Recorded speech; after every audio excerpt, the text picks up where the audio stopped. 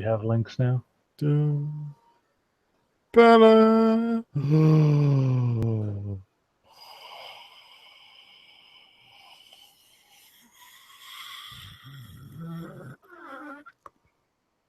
If you want me to test that Q&A, you gotta give me some links to work with here. There we go. Never mind. I got fun. I posted the links on the Facebook, Sarah. I see the YouTube one. Yeah, that's all we got now. Oh, okay.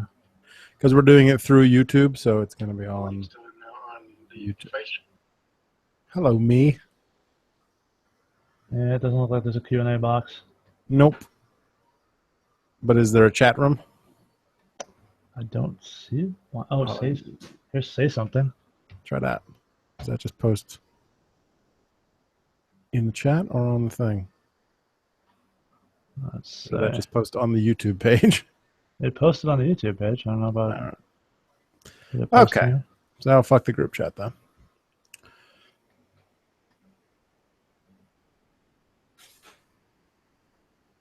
Oh, I can watch the YouTube comments. So.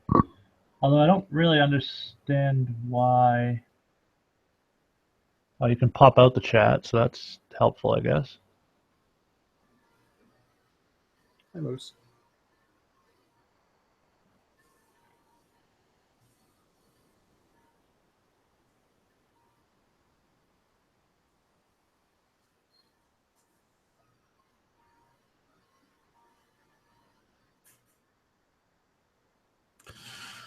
All right, so we're live on YouTube, but we have no social interaction capabilities because YouTube. Hey, I'm watching the chat on my sidebar here, so hopefully if people chat in there, I'll be able to see it. All right, I'll leave it up. But yeah, leave it up. It's not hurting anything. No, I'll monitor it.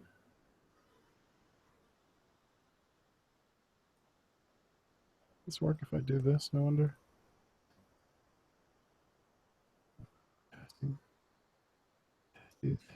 1, 2. And no, that's just gonna go there. Okay. Did that pop up on mine? Oops. Shit. Okay, so yeah, I see that there is a little chat thing on the YouTube page, but it's not actually the live chat on the side of the screen on the side of the Hangout. So that's not confusing at all. Okay, let's. They gotta keep you on your toes, right? Show chat, hi chat, show chat.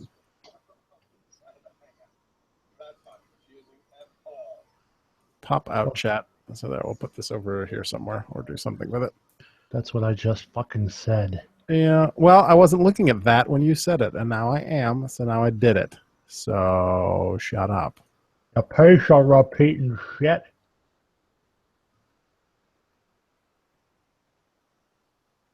Okay. So Sal's there. Hi, Sal. Is Tron PB? Is that you?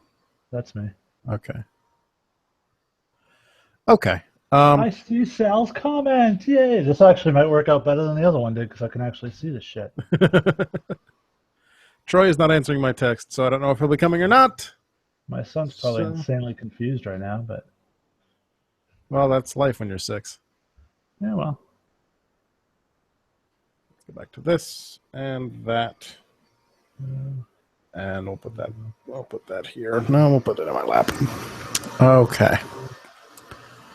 This is a little strange, but we'll make it work.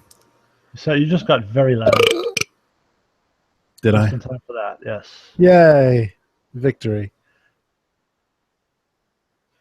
Okay. Close. We can close iTunes. We've got this here. I got that there. Okay. I'm ready when you are. I'm ready. Okay. Then this is 262 in 3, 2. Oh, hold on. Oh, for fuck's sake. I forgot Audacity. I was so fucked up doing the other stuff. Give me a second. At least I'm not like Troy and my Audacity actually works. All right, now I'm ready. Okay. 262 in 3, 2. Oh, hold 1. on. All I right, hate good. you. I hate you. All right, good. 3, 2, 1. Record. This is 262, right? Yes. Okay. Weighing more than Mick Foley or CM Punk, it's episode 262 of The Rundown. Play the theme song. Wait, did we start already? Yes. Theme song! Thank you. That hurt my ears. Can you hear my dishwasher in the background? Nope. Good. Then I didn't even mention it. Hello, everybody. My name is Adam. I'm your host. It is Thursday, September 8th, 2016. Jason, if I may, Cesaro won match 4 of the best of 7 series at a live event in London this week. Were you at all concerned that he'd be swept by Cesaro, by Sheamus? I'm just glad that we finally got the definitive answer to the question, if a Swiss wrestler wins a match in a best of 7 series and nobody sees it, did it actually happen? Apparently it does. Yes. Oh, Stain Ambrose. If you want to know what that means, watch last week's YouTube episode where I read the Google Voice transcripts of last week's voicemails, and then stay tuned to this week's YouTube episode to watch us read the Google Voice transcripts of this week's voicemails. Speaking of voicemails, shall we get to them? Let's do it. Yay! Guys,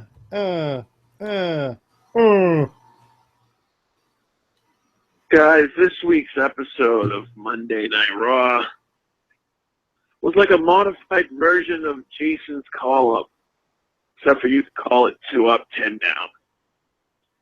Because that's how bad Raw was. And mixed amongst the badness was some really good matches. I enjoyed Jericho versus Rollins. I'm always going to like Zayn versus KO. And I thought Cesaro and Sheamus told a good story. But creatively, Raw was atrocious. I didn't like that Triple H did address why he did what he did. You have the potential to let people forget how impactful it was and just lose steam on that whole angle. And I understand they're going for a slow burn, but you should have had Triple H come out or release a statement or something. God, there were so many questionable decisions. The Old Day segment was terrible, just god-awful. I'm glad Bo Dallas is getting a push. I don't know to what, though. Maybe pushed out of the company.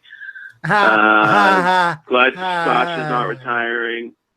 Enzo and Cass have so much charisma, and it's just wasted. It's wasted by losing to teams like the Shining Stars. It's wasted to even spend time on teams like the Shining Stars. It's just, I don't like it. And I don't like Roman Reigns having to fight KO. Like, what, they got nothing for Reigns? So now they're going to throw him in this, and they got nothing for Rusev because he wasn't on the show again. He wasn't even mentioned. And, man, creatively, Raw just seems like a mess.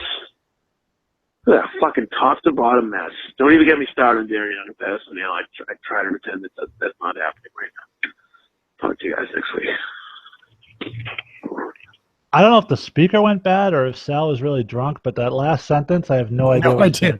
I got nothing on that. Sal, you're in the chat room. Tell us what the fuck you said on that last sentence there. But it's like he read your column. You think? The award-winning 3 Up, 3 Down on QuestEndNetwork.com. Just this past week, we captured a Tony Award. So, yeah. Congratulations. That's a very prestigious award.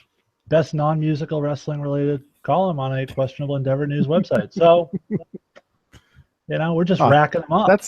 That actually makes me sad. I was hoping it would be 3 Up, 3 Down the musical, but all well, right. Hey, we're still in the infancy here. There's don't put limits on the 3 Up, 3 Down column, Adam. Yeah, Raw started off really good. Yeah, that opening segment was money. I enjoyed almost everything about it. save for and Sal touched on, and it's also in my column. You can't do something as big as that Triple H angle and then completely ignore it the following week and pretend there's no follow up to it. You just can't. That would be like, I mean, you think back years ago, the WrestleMania moment where Stone Cold turned heel and joined up with Vince McMahon, and then the next night Vince McMahon wasn't on the show at all, and Stone Cold didn't talk about it. You can't do that shit. Like, it doesn't work at all. Agreed. And it did. I mean, the segment itself, the coronation of Kevin Owens was fantastic, but it did lack that there was that string just hanging out there in the background. I was like, what the fuck? What the fuck? So, yep. Like you said in your column, I thought the promo that he cut was boss. Because everybody was going to cheer him. They chanted, "You deserve it." He's like, "Yeah, I know. I'm amazing. Fuck you, people." Yes. Yeah, it reminded me a little bit of the Seth Rollins promo when he came back, when everybody wanted to cheer him desperately, and he cut that promo that made it sound like he was completely on board, and then just shit all over the crowd. So, hats off to Kevin Owens. It was brilliant, well done, beautifully executed. And then we get some tension between Mick Foley and Stephanie. Yes, sexual tension, I think. Ugh. Holy Foley. Well played, sir. I don't. I kind of put my theory out there in the host text, so I guess I can share it with the masses. Sure. My theory is ultimately this is ending up that Foley is the one aligned with Triple H. They're going to paint it as though it's Stephanie. Everyone's going to think it's Stephanie.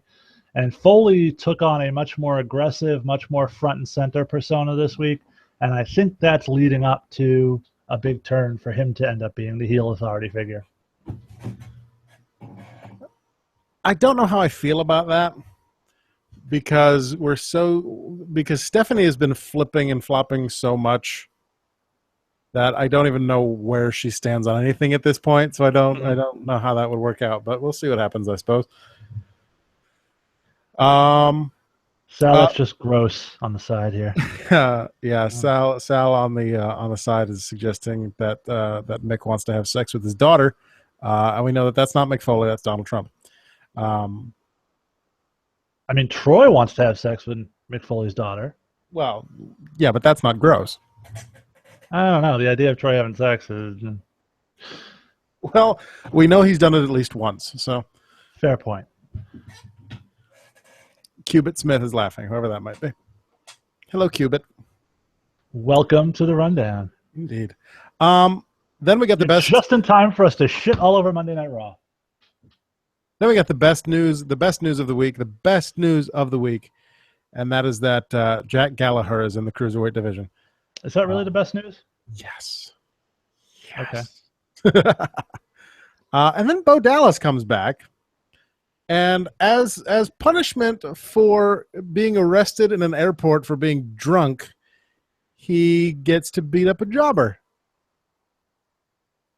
Yeah, and it's almost like you're running through my column, but we can do that. That's fine. I'm actually running through my Twitter. Yeah, basically we were sitting here and we're watching Bo Dallas come out, and he's playing this typical Bo Dallas character, and then all of a sudden he's got a complete personality shift and a character paradigm change, and no explanation given and no build up to it. It's just like, oh, now I'm a new guy. And didn't really make much of any sense at all. I don't get me wrong. I'm okay with them doing something with Bo Dallas. I don't have a problem with that, but I think you kind of insult. I mean, it speaks to the larger problem that the company has right now, which is they just constantly insult the intelligence of their viewers. Yeah, I mean, we used to talk about when Raw and SmackDown were all the same thing. We used to talk about how terrible it was that they would spend basically a week putting Raw together and then spend 24 hours putting SmackDown together. And now it seems like Raw is being written like 12 hours before it airs. And changed 3 times after that. Yeah, so. During the show. Yeah. And as Cubit Smith points out on the side here as well. And Bo Dallas, for no reason, carrying a flag to the ring out of now. Because that's a thing that he Fuck, did I miss does that? now. Must have been tweeting at the time. And Sami Zayn's a jobber again. But anyways. Yeah, no. Sami Zayn was in the main event of Monday Night Raw in Kevin Owens' first match since winning the Universal title. I know. That was a great match, too. Yeah, then we get the Cesaro versus Sheamus match number 3. Sheamus wins again. I'm not. I'm on record not being a fan of this particular best of 7 series. I like the idea in the right context. I don't think this is the right context for it. Mm-hmm. That said, I like how they have had the events of last week's match bleed over into this week's match. Yeah, I actually commented on that on Twitter on the way, even the way Cesaro got in the ring, selling the back injury during the entrance. I thought was genius. I think there were a few little things like that too, even during the main event, which we'll get to in a second. But the main event just finished with a regular power bomb and not the pop-up power bomb because Sammy's ankle was so fucked up he couldn't even run. Yeah. So why try to send him into the ropes? Just fucking power bomb him. Yeah, it's little touches like that. Yeah, and it's great to see guys who are actually selling injuries and offensive maneuvers by their opponents. Unlike on the Cruiserweight Classic and a certain master technician, but we'll get to that later. Mm-hmm.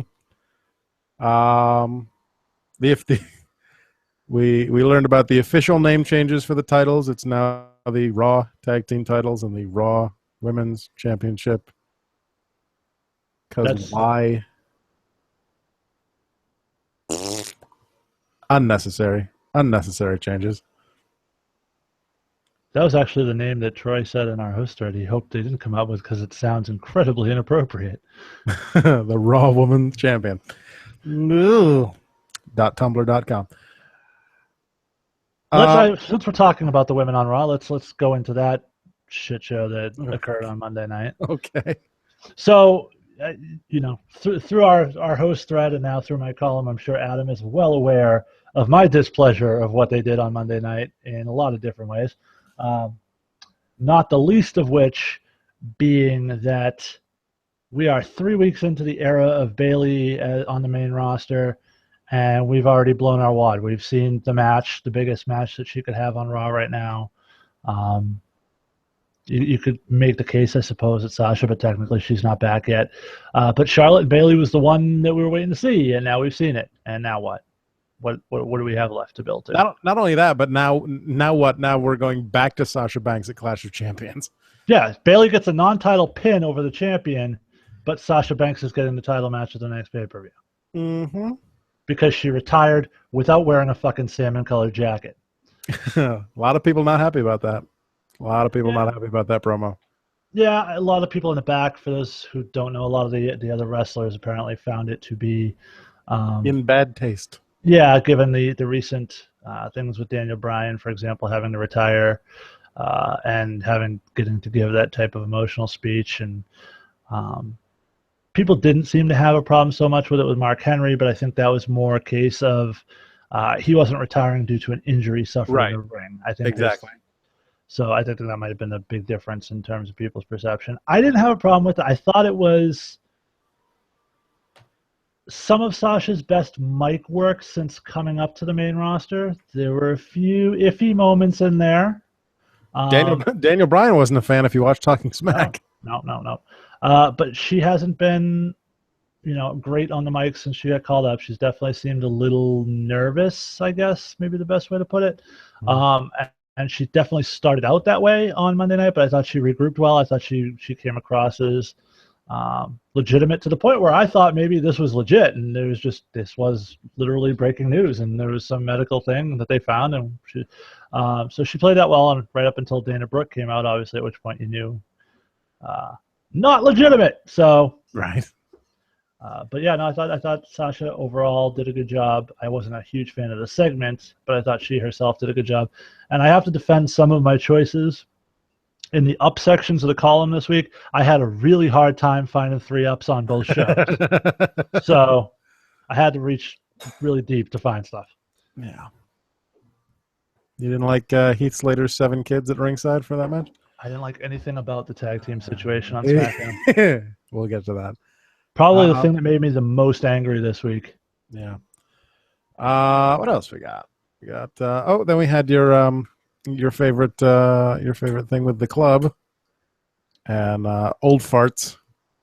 The only thing that saved this segment from my wrath this week was the tag team situation on SmackDown.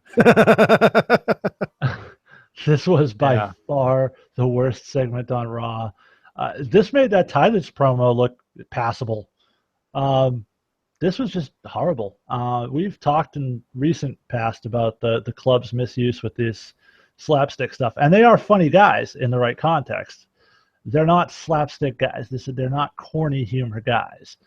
And this wasn't even good corny humor. This was just bad all around. I mean, even the New Day couldn't save it.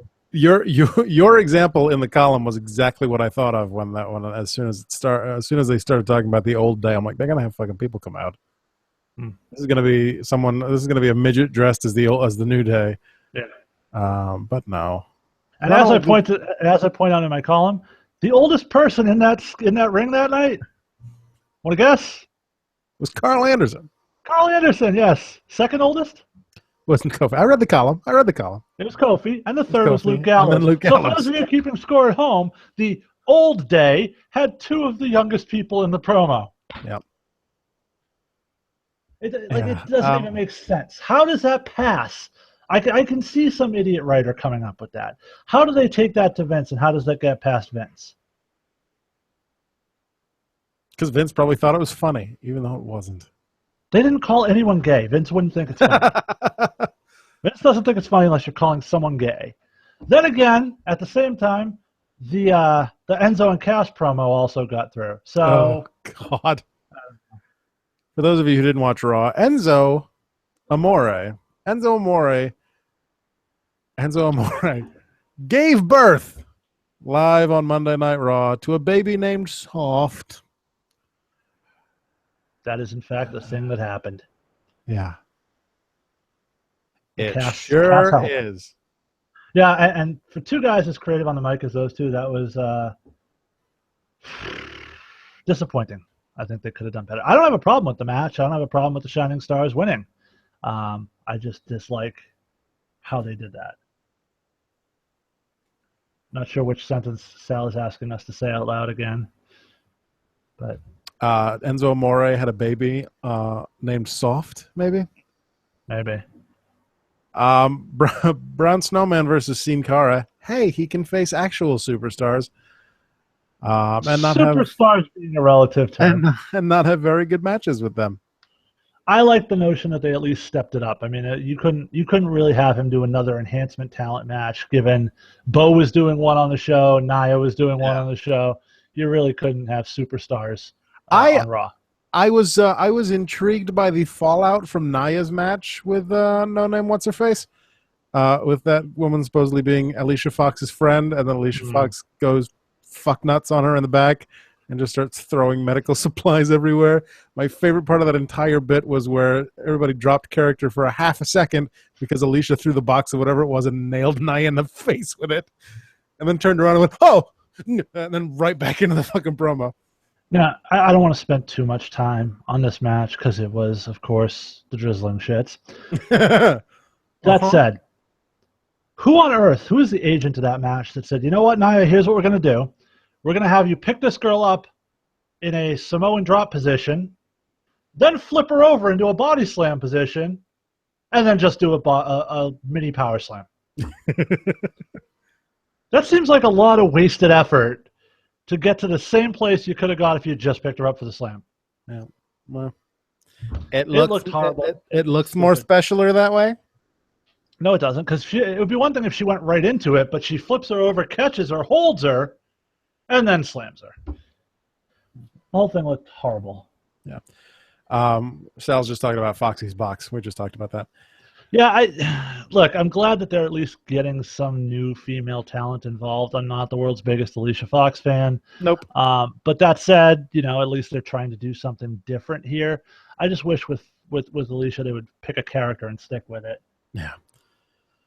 And then we got our main event: Kevin Owens versus Sami Zayn, which, as we said, was a good match, great match, fantastic You match. guys are incapable of having a bad match. So It's true. It's true. For Kevin Owens, we opened the night really strong. We ended the night really strong, and then all this stuff in the middle was just. I mean, for Kevin Owens' first match as champion, his first night carrying the belt, I think he wanted to have something special, and they gave the best match they could possibly give. So, I also very much, you kind of glossed over, I also very much enjoyed Seth Rollins and Chris Jericho. I thought they had a really good match. Mm-hmm. I would love to see that as a long-term program at some point. I think those two could have some really great promo battles. Did you want to say anything about the slow burn Seth Rollins face turn that you talked about in your column? Yeah, I really enjoy that fact that he came out to that promo at the opening of the show and didn't overly babyface it up, didn't play to the crowd too much. He still played a lot of his heel characteristics, but you could tell they're making him a babyface, but they're doing it in a much more subtle fashion instead of beating you over the head with a complete personality turn overnight. And I enjoyed that. I thought that was done well. Yeah, and it's one of those things with Seth anyways, because the people are going to cheer him anyways. Right. And so, yeah. Sal says, get used to Nia Jackson, her horrible moves. By Survivor Series, she'll be fighting for the title. Because Nia Jax likes Raw Women's Championships. Right. Let's listen to another voicemail. Are we going to SmackDown already? My name is Tommy Malpasanti. And Vince McMahon, you are a stupid, dumb son of a bitch. We have AJ Styles, one of the greatest wrestlers in the world. And what's the build-up going into your friggin' pay-per-view? Your SmackDown exclusive pay-per-view? Nut shots. Nut shots last week, nut shots this week. That's how you fucking build a match between AJ Styles and your WWE champion? This is fucking garbage. I can't wait for you to fucking die. Because you're a fucking moron. Every time WWE does something good, they fuck it up. In fact, I'm going to start watching the episode of SmackDown after the pay-per-view and then not watch the rest of the month. Because the rest of the month build up to the next pay-per-view is always fucking garbage. Now, that being said, I'll give credit where credit is due. I thought the women's division, they put some good emphasis on that six-tag challenge. I'm glad it's an elimination-style match. Also, although we all called it, especially me, I love the Usos heel turn. Yes, Alpha won the match. So my heel turn prediction was a little bit early. But it makes sense. Alpha won the match. Usos turned heel. Then they took out Chad Gable. So for everybody last week that said, why are the Usos fighting the American Alpha in the second round?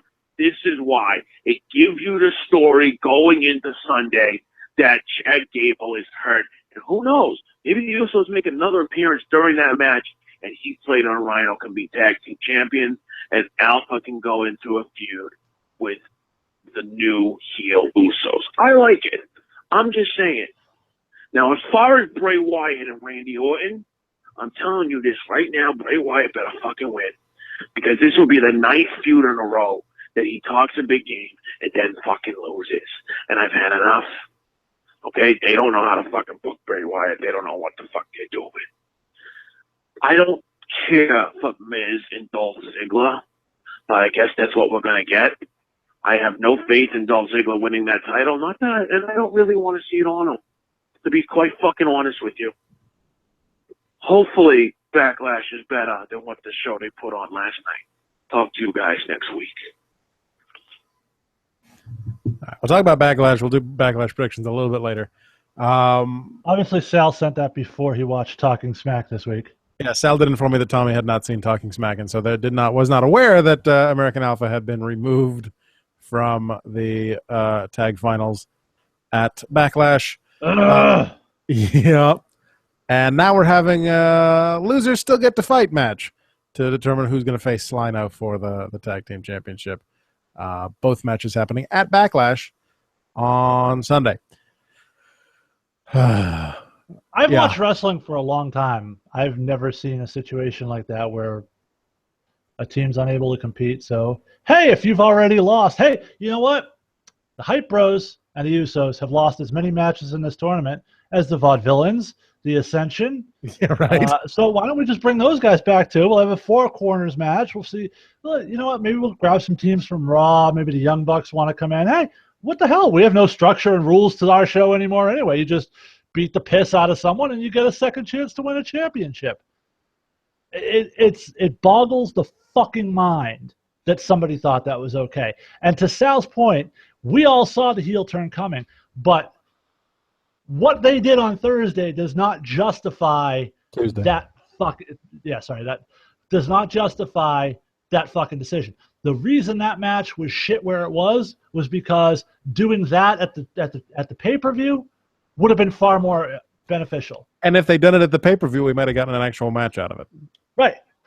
I mean, we got a 30-second match where that missed Samoan drop spot was really rough. Yeah. The whole thing, it made me physically angry watching it. Yeah. Not to mention, your best young tag team, you didn't showcase them on your debut episode of your new show. The hot young tag team everyone's tuning in to see. You didn't showcase them on the first episode of the new show. So now you've got them in the finals on your first singular branded pay-per-view, and you fucking pull them off. Yep. So that you can put the fucking Hype Bros on. This literally, it got to the point where I almost had to turn off SmackDown. I was that fucking annoyed by this. Yeah, if you're looking to put the Usos over as heels and give them the titles, which is where this looks like it's going, just fucking do it at the pay-per-view. Don't waste. Just ugh. Anyways, Sal says he agrees with you. The decision to put the Hype Bros versus the Hype Bros versus or as Daniel Bryan called them, the Hype Brothers versus the Usos was mind-numbing. And then Cubit says, Dudley boys, yay. No. Yeah, bring them back too. What the hell? Let's give everyone, hey, they left. You know, maybe we'll get the old day can come in. They can have a shot at it. You know. And then they play it off like it's this amazing idea. They lost in you just made your tournament bullshit. Mm-hmm. Why do the Usos... Okay, so let's just say for the sake of example, why do the Hype Bros or the Usos have any more claim to this opportunity than the Ascension or the Vaudevillains do? Because they lost less recently? Most recently? They lost in the second round. If you lose in the first round, go fuck yourself. But if you lose in the second round, then that's okay. And over and above that horrible decision... You also, and I touched on this last week, and it continues to annoy me, you've made your tag team title situation into a fucking joke by inserting your comedy storyline right into the center of it, and now into the finals of the tournament. Mm-hmm. Now, by all expectations, I imagine Slater and Rhino, and I refuse to call them by that name you have come up with because it's too cutesy and it annoys me. Troy came up with it. Yeah, whatever. I refuse to use it, but Slater and Rhino are going to be in your finals. They're probably going to lose to the Usos. We're going to get... And so that's the whole thing. They're going to lose this match to the Usos. Usos are going to be the champions. You have to be a genius to figure this one out. So Slater and Rhino are going to lose. They're going to go off and do more comedy storylines completely separated from the tag team scene. So what is the fucking point of demeaning the tag team title tournament by putting them in there and making them a centerpiece of it? Plus, your other big point that you made in the column was that the Hype Bros, the actual team, the Hype Bros, are now going to lose twice in the same tournament. Mm-hmm. Yep. Because new era. I still hate Mojo Rawley though. So, the women's match at the first. Maybe ever... Mojo Rawley could beat the shit out of Heath Slater's wife at ringside. That might be. And all his kids. Okay, so we open SmackDown with the announcement that the six-pack challenge, the first ever women's six-pack challenge, is now an elimination match. And that's what we do. We schedule matches for titles, and then we change them to elimination matches right before they happen. Yeah. And then a recurring theme with this creative team, Adam. And then we discovered that Daniel Bryan can, in fact, count down from 6 to 1. And we found the one thing that will make the crowd boo Daniel Bryan. What was that?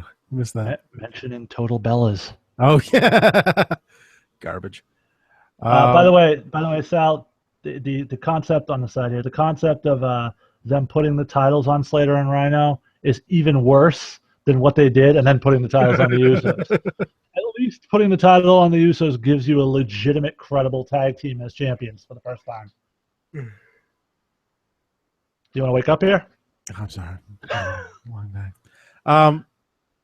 So I appreciated what they tried to do at the beginning of SmackDown, especially with the 6 women tag match that was later on in the night. But was it me, or was that just awkward as hell? With Daniel Bryan bringing out Becky, specifically bringing out Becky, and then the other women just come out as they see fit. Oh, they just ran. I was kind of watching. I was typing up something on my iPad. I was typing up something on my iPad, and I saw Natalya come out. And the next thing I look up, Alexa's there. Yep. And then Carmella's there. These women just like hiding under the ring. Like, where the fuck are they coming from? There's no. They came down the aisle. They ran down the aisle with no music, no fanfare, no announcement, no anything. It's just like, oh, okay, you're here now. Okay. Yeah, and completely everyone no-sold the fact that they were coming out until they were like on the steps. Yeah. So it just looked like they were hanging out under the ring. I don't know. It was weird. Natalya was fucking awful with her fake heel bad girl kind of deal. It was just horrible. Her pulling away from everyone to talk to the crowd like, I am the queen. Fuck you. That was terrible. And I'm going to say something. I thought the match was actually not bad. I like the fact. I ended up falling asleep during it, but I did catch the beginning and the end of it. I thought the fact that they gave the women's match the most time of any match on the show was good. Yeah. Sal says, I literally rewound my DVR because I thought I missed their entrances. But here's the thing. I'm going to say something that you're going to probably disagree with. Okay. I'm going to say something you're not going to like to hear, Adam. That's never happened before. I'm going to say something you're not going to like to hear. But I'm going to say something that's the God's honest truth. Nikki Bella might have been one of the best workers in that ring on Tuesday night. Like I said, I slept through that match. So she's a lot better than you give her credit for. Her timing, her ability to mix her power moves. She did an enziguri off the second rope. I mean, it was impressive. She mixes things up. She provides power and some speed. She's not perfect. She's not necessarily on Becky's level, but she's probably the next level down. Okay. And light years ahead of people like Carmella and Alexa, who I love Alexa. God knows I love Alexa. I think she has a future. That if you're going to do that moonsault spot with the knees, you got to actually hit the girl. Yeah. That's like in the was it Almas versus the Asians are coming. Was it Almas versus Aries on NXT where he did the moonsault, but Aries rolled out of the way, then did another moonsault and barely grazed his face. Yeah. On the second one. Anyway. Yeah. So then we're going to talk about NXT later, right? Yeah, we'll get to it. Okay. I have issues with that too. Yeah. Then we had another gorilla spot with Daniel Bryan and Shane McMahon and The Miz. And I thought they were keeping Daniel Bryan and The Miz separate on TV. Well, they said they were, but what they say and what they actually do isn't fucking matter. I'm glad that Miz has gone through no character change after the whole Talking Smack thing. No, same old guy. Back into a feud he's had a million times before for a title that they fought for a bunch of times, and nothing different. They've done nothing to capitalize on the fact that for a 1 week period, Miz was the hottest thing in professional wrestling. Yep. And that honestly leads me to believe that what we saw on Talking Smack was fairly legitimate. And I say that because they had no idea how to follow it up. This was not part of a plan. If it was part of a plan, they would have had an actual plan to follow it up. And they're clearly just, chasing the wind on this one. Mm-hmm. So I can't imagine. The more and more I see out of the follow-up, the more I believe that these two might have just legitimately gotten into a fight on air. Yeah. And so then to advance the Miz versus Ziggler story going into the pay-per-view, we get Ziggler on commentary for a meaningless Miz versus Apollo Crews match that lasts longer than their title match at SummerSlam, but has the same result. Apollo CREWS. He didn't spell anything this week. And then Miz makes Maurice go into the ring to retrieve his belt instead of going in to face Ziggler face to face. Can I say Maurice's outfit was one of the best things on SmackDown? How that didn't make my 3-up column, I don't know. In retrospect, definitely. It's just a picture. There's no text to go along with it. Yeah, pretty much. It would have saved me some typing. Cupid wants to know why is Samoa Joe still in NXT? He can beat Slater in 3 seconds. Because he's hurt from the match against Shinsuke. No, he has to have his rematch. Which he can lose and then come up. AJ Styles supervillain. He was really pissy this week. AJ Styles was really pissy this week. Well, if you got dropped on your Jesus zipper, you'd be pretty pretty irritable too. I didn't mind the closing segment. I didn't mind that no face to face that they had. I have no issues with the kick to the balls. I feel it's, like I told Sal, it's just a receipt from last week. And if it comes into play in a major way at the pay-per-view, that'll be dumb. So we'll see when that happens. But I didn't think it started off goofy with the whole trophy thing, but then I think they turned that serious corner, and I think they had a really good back and forth. I like the line, "We don't give trophies for being the face who comes in second place." Yeah, that was pretty good. I'll give him credit for that one. Everything else they did on that show kind of sucked. All those little skits backstage, the Dean Ambrose. I'm out of energy to debate this Dean Ambrose thing. The people who disagreed with me don't even disagree with me anymore. I've clearly won this debate at this point. You know what's funny? What's funny? What's that? Lots of sugar in a coffee cup. Yeah. Yep. And AJ Styles throwing a random stagehand's phone against a wall. It did lead to Daniel Bryan inadvertently breaking his own phone, which was also his wallet. Yes. The segments were horrible. They did nothing to develop that match, develop that feud, develop the characters. I've been a big proponent. I thought SmackDown has been relatively good for most of the post-draft era. This was a big step back week. There was a lot of garbage on this episode. Like Fandango dancing with a random chick and then getting chokeslammed by Kane for no reason? He said, being ignored while Jason reads a post in the chat room. I was reading about the pay-per-view. The Kane things need to go away. Yep. Well, so does Kane, so. Yeah. The only thing I can think of that would make this... Oh, you know what, though? You know what I wonder if they're doing? Do you remember the Mr. T Hall of Fame speech? Oh, about his mother? Yes. You remember how they ended that? Didn't someone just come out and tell him to leave? Yeah, Kane. Oh. Kane was the human hook. So maybe that's what we're having here. Maybe Kane is like the guy, this shit is fucking stupid. Let's go. And get him off the stage. So maybe that's what he's doing, in which case he may play a role at the Backlash pay-per-view in a lot of these matches. Sal says, "Did you see how much sugar he put in that coffee? Did you see? Oh my God, that was so funny," said Vince to a room full of confused agents. They fucking ruined his coffee. That's fucking funny. Write it down. We skipped over Randy Orton's story. You know what else would be really fucking funny? If he's like sitting in a fucking chair, because he's got this crazy hair, right? So we'll have the lady fucking spraying all that hair and stuff in his hair, and he'll stop and he'll smell it. That'll be money, guys. Let's write that down. We're going to make that happen.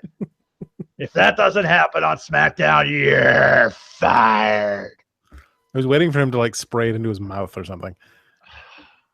I am so over wacky, zany Dean Ambrose. Well, by the way, I thought we had turned the corner too. I'm very disappointed. We're right back to where we started. But is this really what Vince McMahon thinks a lunatic is?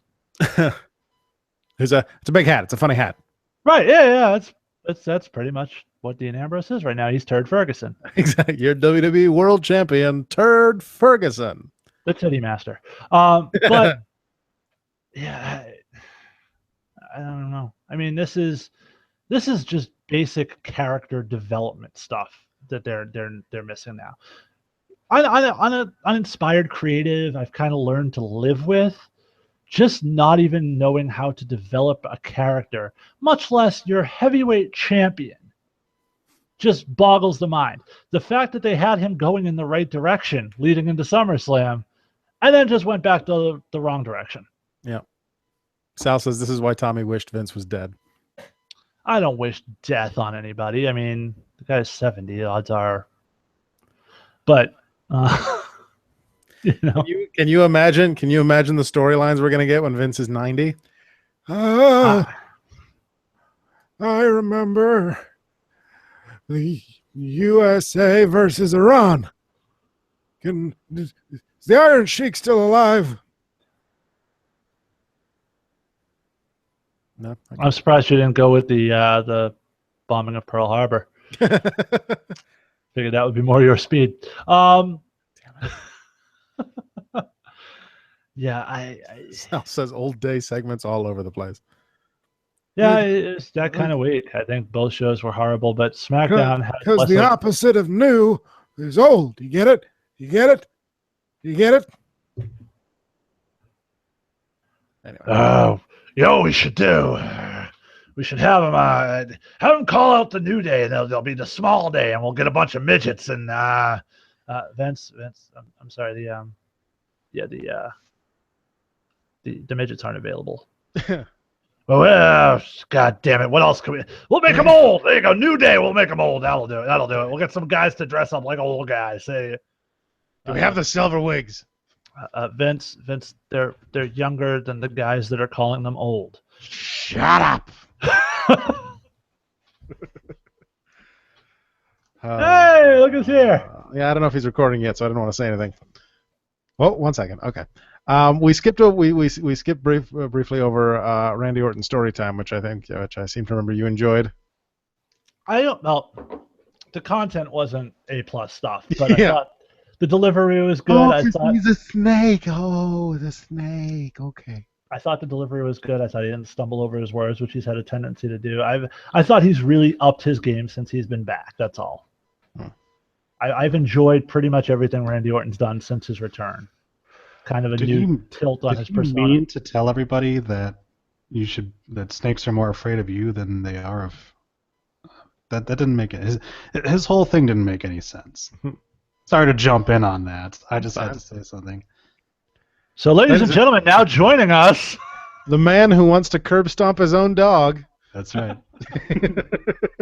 She's very curb stompable. There's the title of the show right there.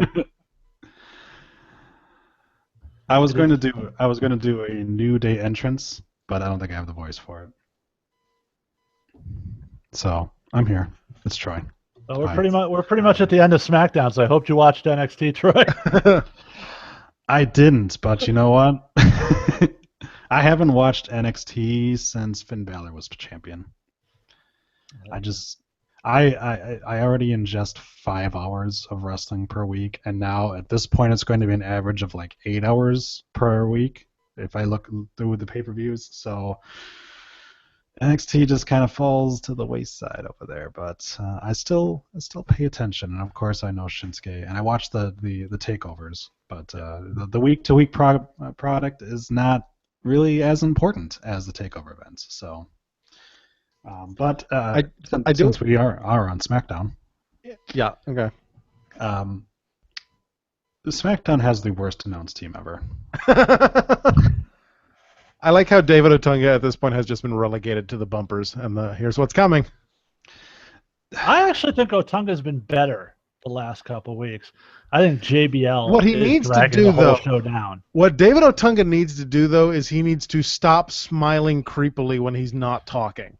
Because every time there's any shot of the announcers, it's just David Otunga in the corner just. Been. I don't see that, Adam. I think he's just doing that for you. that might be true. Maybe he has some Asian in him. I don't know. Ooh, there you go. One of the biggest problems is, it's been a long time since we've had exceptional commentary. The last time that we had on a week-to-week basis exceptional commentary was back when Jim Ross and Jerry Lawler were the only two people in the booth. The two-man announced team of those guys was the last time that I truly felt that the commentary really added something to almost every match that you had. Now, You with got this, Michael Cole getting people's names wrong. Michael Cole, Look out, because Charlotte's back. Okay. somebody needs to really do a concussion test on him because how does he keep doing that? I don't understand it. Like it's one thing for him to get the Matadors incorrect or Primo and Epicor incorrect or any of the black people incorrect because they all look the same. I get that, but what I don't get is calling Kevin Owens Sami Zayn. They don't look alike. Or any of the other numerous times that he's gotten people's names wrong. It makes no fucking sense. And Yeah, I mean, if you called Sami Zayn like Big Al or whatever, Big Larry. Big Larry, there it is. Yeah, that's the thing. All back. You've got Corey Graves who is really good, but because of the fact that it is Raw, he has to be a little bit more muted than he was able to on NXT, where Vince McMahon obviously doesn't watch NXT, so he doesn't care. So obviously, you know, we've got that kind of thing. But Byron Saxton has really kind of carved out a niche for himself, but he's still kind of nothing.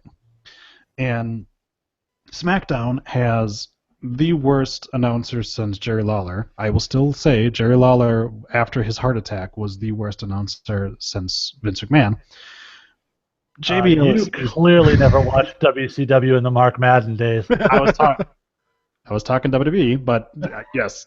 Or the Mongo sure. McMichael. Steve Mongo, Dusty Rhodes was horrible on commentary in WCW as well. He's got a bicycle. Yeah, the WCW had some classic, really terrible ones. You know, I'm. This right here is apropos, and that don't mean you're digging around in the dirt with farm implements, baby. I would say, you know, Taz had his moments too, where he just wasn't that good. You know, Jerry Lawler has had moments where he has been exceptional and moments where he's been horrifically bad. Lately, it's been the worst. Booker T is nonsensical half the time with his shucky ducky. Sucky ducky, quack quack. David Otunga, I can't even really call a commentator because He doesn't say anything. he doesn't say anything. He doesn't offer anything. The last week he made some kind of comment about somebody being jacked because they watched John Cena as a kid. I've watched John Cena since he debuted against Kurt Angle, and I'm a fat schlub. Okay, that doesn't make any sense. Oh, we covered that the last time you were on. And Mauro, look, I'm gonna say it. Mauro Ranallo is annoying. I love when he does. Mamma mia! Yeah, I love when he does his normal play-by-play stuff, when he actually adds gravitas to the situation. But the numerous pop culture references and the shouting at the top of his lungs at everything gets really fucking annoying for a 2-hour program, and especially when he's shouting crazy things on the littlest moments. But yeah, my biggest beef with Mauro is the pop culture stuff is way overboard at this point. Yeah, To the point he fucked up his last one because he said Smokin' Joe Frazier or Smokin' Joe Lewis. He was trying to say Smokin' Joe Frazier. He couldn't even get his own fucking pop culture reference correct. Yeah, that's not Morrow. That's Then he said he's done that before. Yeah, that's Vince in the headset. Vince is a sucker for pop culture references, and 100%. You don't get any of that with him on the CWC. No, so, and that's the problem. It's the same situation you have with Dean Ambrose, where you see Mauro Ranallo on the CWC, and you're like, look at how fucking awesome this guy can be. It's the exact same, because Morrow's not a very good wrestler either. No, you look at Dean Ambrose, and Dean Ambrose, this past SmackDown was a key point of it too. Ambrose can rip off an awesome promo, but he bookends it with garbage, and you're just like, it's not working, man. And the problem is that we're probably going to keep doing this. Like, this is the dude who won the Shield triple threat. This is a guy who has been working his ass off for 2 months straight, got the championship, retained the championship in the triple threat, and has done and had a decent little feud with Dolph Ziggler, and it has just been garbage since. It was garbage before, it's garbage after, and something needs to change. I need someone to give me a solid example of why Dean Ambrose is a better option than Roman Reigns. I Because need someone to give me. it seems to be the consensus of most of the viewers, and I don't see it because I think Roman is 10 times ahead of where Dean is at this point in character, in persona, in 'Cause ability. Because he didn't fail a wellness test. Well, I mean, let's not go there. He this is the leads thing. him in Titty Master references. I will say. I will always respect the Titty Master. I will. At this point, people have gotten. We know how WWE crowds are at this point. They love the smell of their own stink. They love to hijack a show, and so they hear a couple of people boo Roman Reigns, and they're like, "Yeah, boo that fucker. He sucks. He can't. Let's chant. You can't wrestle." You know what? I'll take a Roman Reigns match over a Dean Ambrose match at this point because Dean Ambrose is fucking rinse, lather, repeat at this point. Oh, he's gonna do his little wacky fucking thing off the corner. Oh, he's gonna do his same thing. The fucking Roman Reigns. As much as I really didn't like his title runs, his character is spot on at this point. I know exactly what I'm getting with him. Dean Ambrose, I don't know what the fuck I'm getting with him. Am I getting serious Dean Ambrose, which is really entertaining, or am I getting fucking goofy like John Cena from 5 years ago Dean Ambrose? Moreover than that, I mean, even look at the line of matches Roman Reigns piling up. Two close to 5-star matches with AJ Styles, some great matches with Rusev. He's had quality matches with Chris Jericho. You go back to Dean. What was the last really good Dean Ambrose match? And I thought Jericho had lost a step during that feud with Ambrose because he looked off. But since then, Jericho's been in the ring with all these other guys and having fabulous matches. So at that point, I started to think maybe Jericho wasn't the problem in that match. In the chat room, Cubit and Sal are making the argument that Roman Reigns is god-awful on the mic. What do you think about that? I think Roman Reigns is not given a chance to be Roman Reigns on the mic. I think he falls into a lot of the same traps that Dean Ambrose has, which is you got a fuck ton of these writers out back who don't understand wrestling or psychology, who give him this sheet of paper to say, and he doesn't feel yet that he has the cachet to tell them to go fuck themselves and be himself. We've said time after time, if Roman Reigns goes out and plays the silent badass assassin that says a few words here or there, and those few words carry a lot of meaning because he's not doing suffer and succotash jokes or tater tots references, he'd be in a lot better place. Here's my other problem with that. Not everyone needs to talk. Why? I know that WWE has kind of instilled it on us that if you can't talk, you're not a main eventer. But you know what? Cesaro can't fucking talk, and he's an amazing wrestler. Finn Balor can't fucking talk. And the guy's amazing. Shinsuke Nakamura can't speak the fucking language, and he's the most over guy in NXT. And why? Because he goes in there.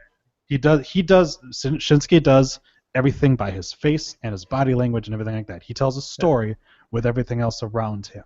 Right. I would rather take that, or I would rather take Roman Reigns when everyone else is jaw-jacking, standing up and punching Kevin Owens in the face than I would, hey, AJ, this is a trophy. I didn't actually win it, but this is the only thing that you got. That's fucking boring, dude. Fucking Dean Ambrose is boring the shit out of me at this point, and he's supposed to be the champion. The best thing, that thing on SmackDown now, is a fucking Miz. And the second best thing on SmackDown right now is fucking watching Apollo Crews try not to smile so much. But you know what's way down the list? Way down the list is anything having to do with Dean Ambrose at this point. It was big hats. Yeah. He smells hairspray. It's fucking prop comedy. Even AJ Styles, who suddenly turned into a fucking like 1980s supervillain during this last SmackDown. That's what I said.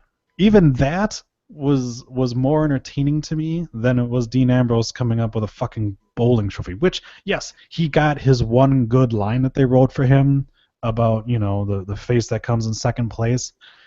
But again, like I said, he's got so much other shit that just drags down his actual bright spots that it's not entertaining anymore.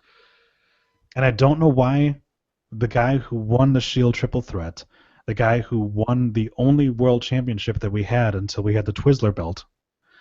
I don't know why he's got to do prop comedy and dumb comedy moments. And I know SmackDown's supposed to be goofier, but we just watched like 4 weeks of him and Dolph Ziggler going back and forth and being really entertaining, to now taking AJ Styles, who came off an amazing feud with John Cena, who now has to come down to Dean's level in terms of him doing goofy, I'm going to crotch myself on the ropes, or I'm throwing this guy's cell phone against the wall, and things like that. Yeah, I seeing how AJ is now really kind of speaks to me of what Dean does. He just brings these guys down, and that was a great way of putting it.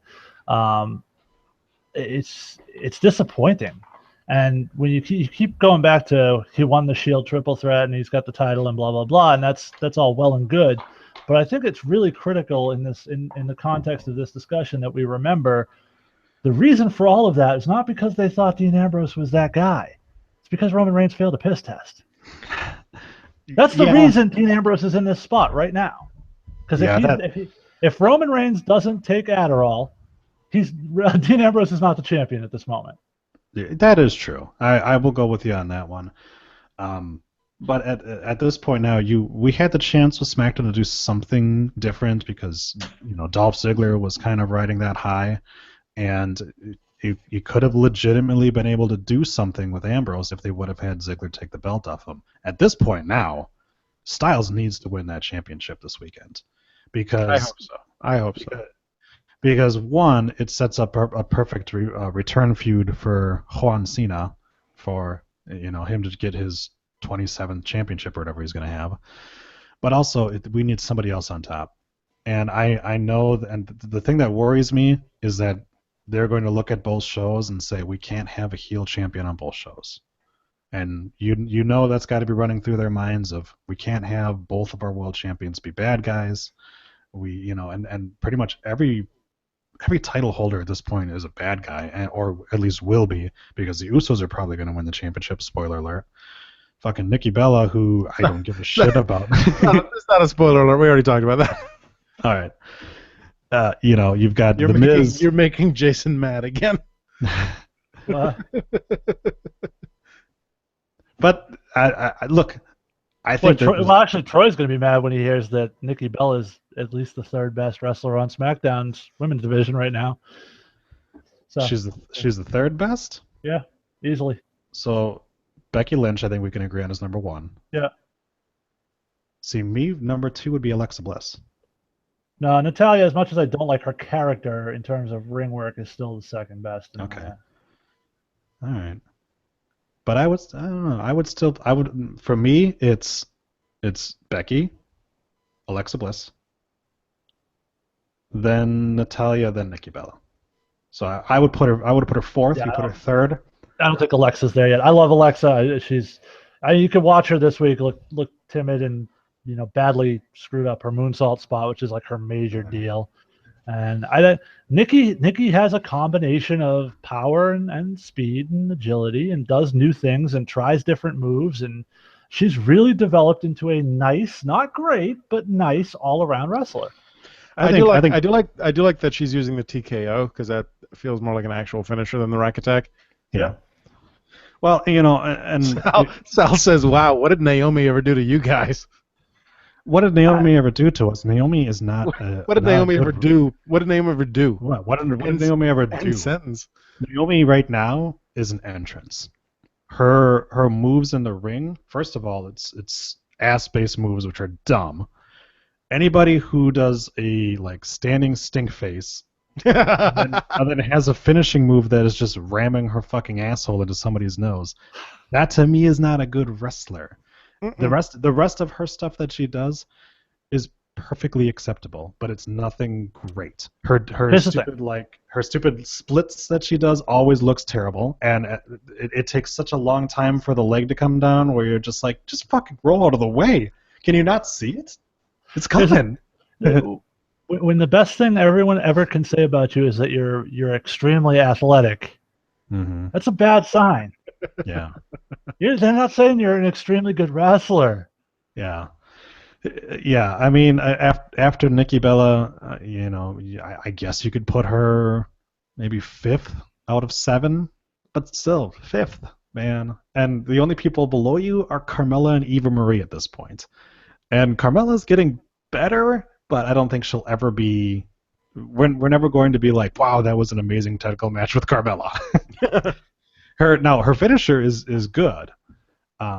If you look at, I do have one thing. How about Daniel Bryan shitting all over her on Talking Smack this week? So I invented that move, and I do it better. For the people who haven't watched Talking Smack, there was a great Talking Smack is really the best show that WWE has right now. Agreed. Because it allows people to just like in character vent, and Daniel Bryan is such a fucking asshole to everybody on the roster that it makes it perfect. We literally had Daniel Bryan being like, you could tell, I don't know if someone was in his ear or if he realized what he was doing, but he was leading up to a gigantic smack of the Raw Women's Division during his segment talking about the SmackDown women, because he was talking about how every one of the girls are over, and he stopped short of being like, we know what's going on Raw. There's only there's only 3 legitimate women that are over on Raw, whereas over on SmackDown, everyone gets a reaction, at least for the women. Alicia Fox comes out and they're just like, is she still employed? You know? Is she crazy or not crazy this week? Right? Nia Jax comes out and they're like, oh, this match isn't going to be long enough for me to take a shit. I mean, all right, I guess I got to watch it. But, so he stops short of that. Then he sits there and he's like, oh yeah, Natalya gets good reactions of it. Carmella's getting better. And it's just like, oh boy. The other thing with Talking Smack is this was the first week that Renee Young's relationship status. That's what I wanted to talk about. That's what I wanted to point out from Talking Smack was both Daniel Bryan and Dolph Ziggler giving Renee Young shit for picking Dean Ambrose at the pay-per-view. Yeah, they didn't come out and say it. Are you gonna pick Dean Ambrose? Are you gonna pick your boyfriend in my title match too? Yeah, it was they did a good enough job where you're just like, wait, if you didn't know, you're like, wait, is she dating Dean Ambrose? Like, what are they talking about? Where maybe you're just like, they're just messing with her like that. But yeah, that was great too, and I love it. I mean, that show Dolph also calling out Smiling Apollo Crews for being shitty on TV. I think honestly that this is why SmackDown will probably be better, because as long as you keep having these guys go on there and gently nudging the writers to being like, what you're doing right now is fucking stupid, change it, or we're going to keep making fun of you. I think that's great. Because he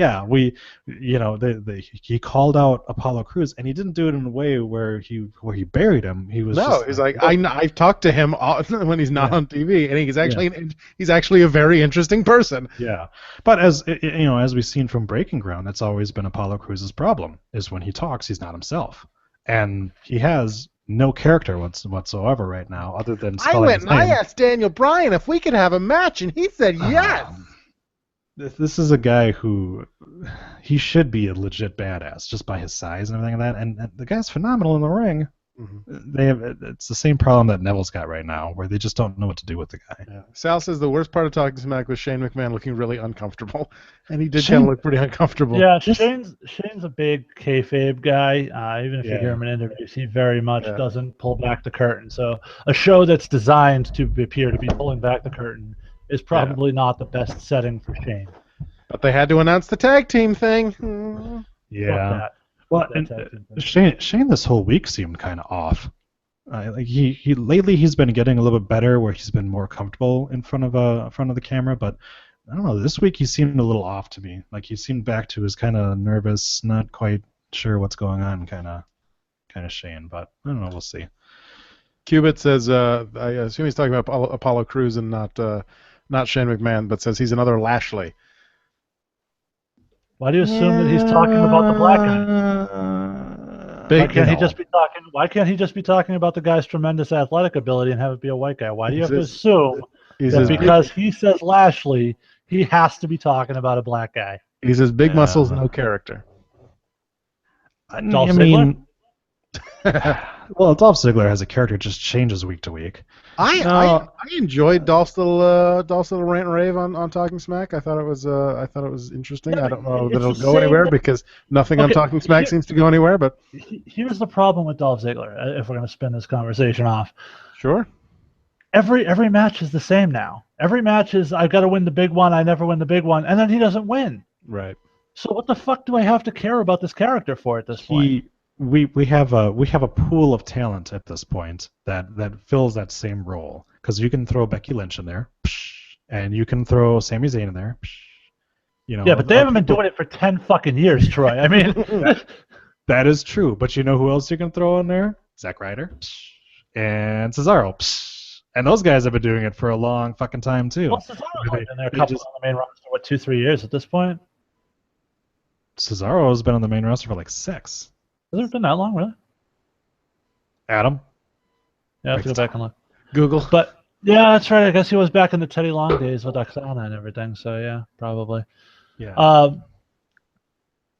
I forget who the one you said before that was, but there was Zack Ryder. Zack Ryder. But he's not really a thing, so you can't really. I want to join in on Salah's now mad at you for shitting on Becky Lynch. Hey, dude, I love Becky Lynch, but you know what? If she is not the first SmackDown Women's Champion, she's a loser. Sal says she's been his a pick. loser in every fucking feud she's been in. Every single person fucking turns on her. Yeah, all her friends end up hating her. Yeah. Look, right now, if she does not win this championship belt on Sunday, she's a fucking loser, and I will never believe that she will ever win a championship in her entire run of WWE. Does Daniel Bryan? Spoiler alert: she's not winning the title. She's not. She's not gonna fucking. She is the female equivalent of Dolph Ziggler. I wouldn't say she's the female equivalent of Dolph Ziggler. I would say she's the female equivalent maybe of a Sami Zayn in that she's the type of face that I think is much better off as a chaser than a champion. But you got to win the championship at some point. And at some point she will. I just don't think it'll be this weekend. And you know what? By the time that she does, they will have missed their opportunity with her. They will have missed the boat with her. I mean, that's a recurring theme for the WWE at this point. Like I said, I mean, Sami Zayn is the same way of it. Ty fucking Dillinger is the same way of it. They're jobbers to the stars. They can beat everyone below them on the card, but they can't beat the top people. They can't win the championship. They can't go over in a big match. I feel like we're on the cusp with Ty Dillinger. I feel like they're starting to put some momentum behind him. We've been saying the same thing. We've been saying the same thing about Cesaro. I've never said that about Cesaro. Cesaro is still subject to the idea that you talked earlier about Finn Balor and Shinsuke and how they get over without talking, and that's fine. I think Finn Balor's a better talker than people give him credit for. I think he kind of falls in that AJ Styles role where he doesn't talk much, so people assume he's not good at it. He's okay. You know, he's been a little iffy on the main roster, but I think that's just kind of the adjustment and growing pains because he was fine down in NXT. But with Cesaro, what those other guys that you mentioned have that Cesaro doesn't is a natural fucking charisma. Cesaro's just another dude when he walks out there. There's nothing that sets him apart. There's nothing captivating. And that's why they've been looking for that thing. That's why they try tearaway suits. That's right. They're looking for that thing that when he walks out, you go, oh shit, I want to see this guy. I want to see what he does. And the only thing he does is wrestle well. Yeah. And that's not going to capture people's attention. Yeah, it's the same. Because there's a roster full of guys who are good wrestlers. Yeah, it's the same reason why Neville has a cape. You know, and I'm with you on that. Going with Finn Balor, I'll tell you what the problem is: the fucking scripts. The guy, if he was allowed to do his own promos and write for himself, he was an amazing heel in New Japan, and he was a good babyface in New Japan. And down in NXT, where you don't have Vince McMahon writing out things like "I'm going to hand you your ass," when he's Irish, he wouldn't say ass. Arse. Arse. Yes, it's arse, Vince. They say things differently over there. You should know because you seem to love Ireland so much so that your fucking Irish wrestler Sheamus doesn't have his fucking face in his Titantron. It's just pictures of Ireland. But that's the problem. Is but Troy, Sheamus says arse all the time. Well, Sheamus probably ad-libs that because I'm sure he looks at it and goes, Vince, I don't say fucking arse. Anyway. That's the big problem is, and Dean Ambrose kind of hit on it on that terrible Stone Cold podcast where he was amazed that they had scripts, and that's the problem is it's no longer a point now where you write your own stuff until you get to that point where you're John Cena or at this point probably Rollins. But if you go back and you listen to John Cena wasn't at that point when he started doing it. He said, fuck it, I'm floundering here doing this. I'm going to do this other thing and take a shot. And I'm not going to ask for the okay. I'm just going to go do it. And he got heat for it when he came back. And then they started to hear the crowd reactions to him. And they went, you know what, maybe you're onto something. Yeah. And that's the thing. Say what you want about Cena. He had the balls to take something he believed in and take a chance on it. And these guys don't. They're just perfectly happy being the white meat baby faces and regurgitating the lines that these Hollywood writers are giving them. Well, and yeah, I mean that's one of those things too. Look, I love listening to podcasts with wrestlers on it. But you hear it a lot whenever you've got guys like Sheamus or Sasha Banks or even the Revival on the latest Stone Cold podcast. They just seem way too nice of people. And I think that you need to be a little bit of an asshole if you want to succeed in the wrestling world. And hence the fact that Randy Orton is a giant prick. But I think that is a lot of the thing. And that's the same thing Daniel Bryan has always said is he just would do what they asked him to do, and he never really talked back at all. And if it wasn't for the fans hijacking things, Daniel Bryan would have never made it back to the main event scene. But why did the fans hijack things on his behalf? Because he's a great wrestler. His natural charisma. Yeah, exactly. And it's one of those things where, if you're given shit, you can still try to make something good of it. Look, I love the club, but they are not that entertaining on the mic normally, and that's why you need to use them to your benefit by not having them do comedy segments and just beating the living shit out of people. Because not even the New Day could save that fucking thing, and those guys are charisma fucking out the ass. So I disagree. Though. If you watch Gallows and Anderson in Japan, they're tremendously funny. They do great comedy skits when it's good comedy. Yeah, but they're writing that stuff. Right, and this stuff is being written. That's the crux of the issue: is the writing staff and the creative staff. Yeah, it's the problem for almost everybody. Yeah. There are guys like Cesaro who I think are going to struggle no matter what because they don't have a natural charisma. Mm-hmm. But you look at guys like Aaron Stevens, who has that natural charisma. People cared about this fucking guy. That would be Aaron Rex. Oh, Aaron. Okay. Yeah, Aaron Rex. But I refuse to call him that. But they couldn't fucking come up with anything for this guy. Yeah. And say what you want, I think TNA's gonna make something out of that guy. They're gonna make him an interesting and compelling part of their show. Yeah, it's a double-edged sword with TNA because while they let the talent have a lot more freedom, the reason why the show can sometimes be good and sometimes be terrible is because they let their talent have way too much freedom. So you get some things like that are incredibly awesome because you've got a great performer, a great person who also has a good mind for the business. And then you've also got Hulk Hogan who comes in there and who's just allowed to do whatever the fuck he wants, and you're just like, this is fucking garbage bullshit. I will say this before we started recording. I was in the midst of watching the second final deletion. Is that the decay or delete? Yes.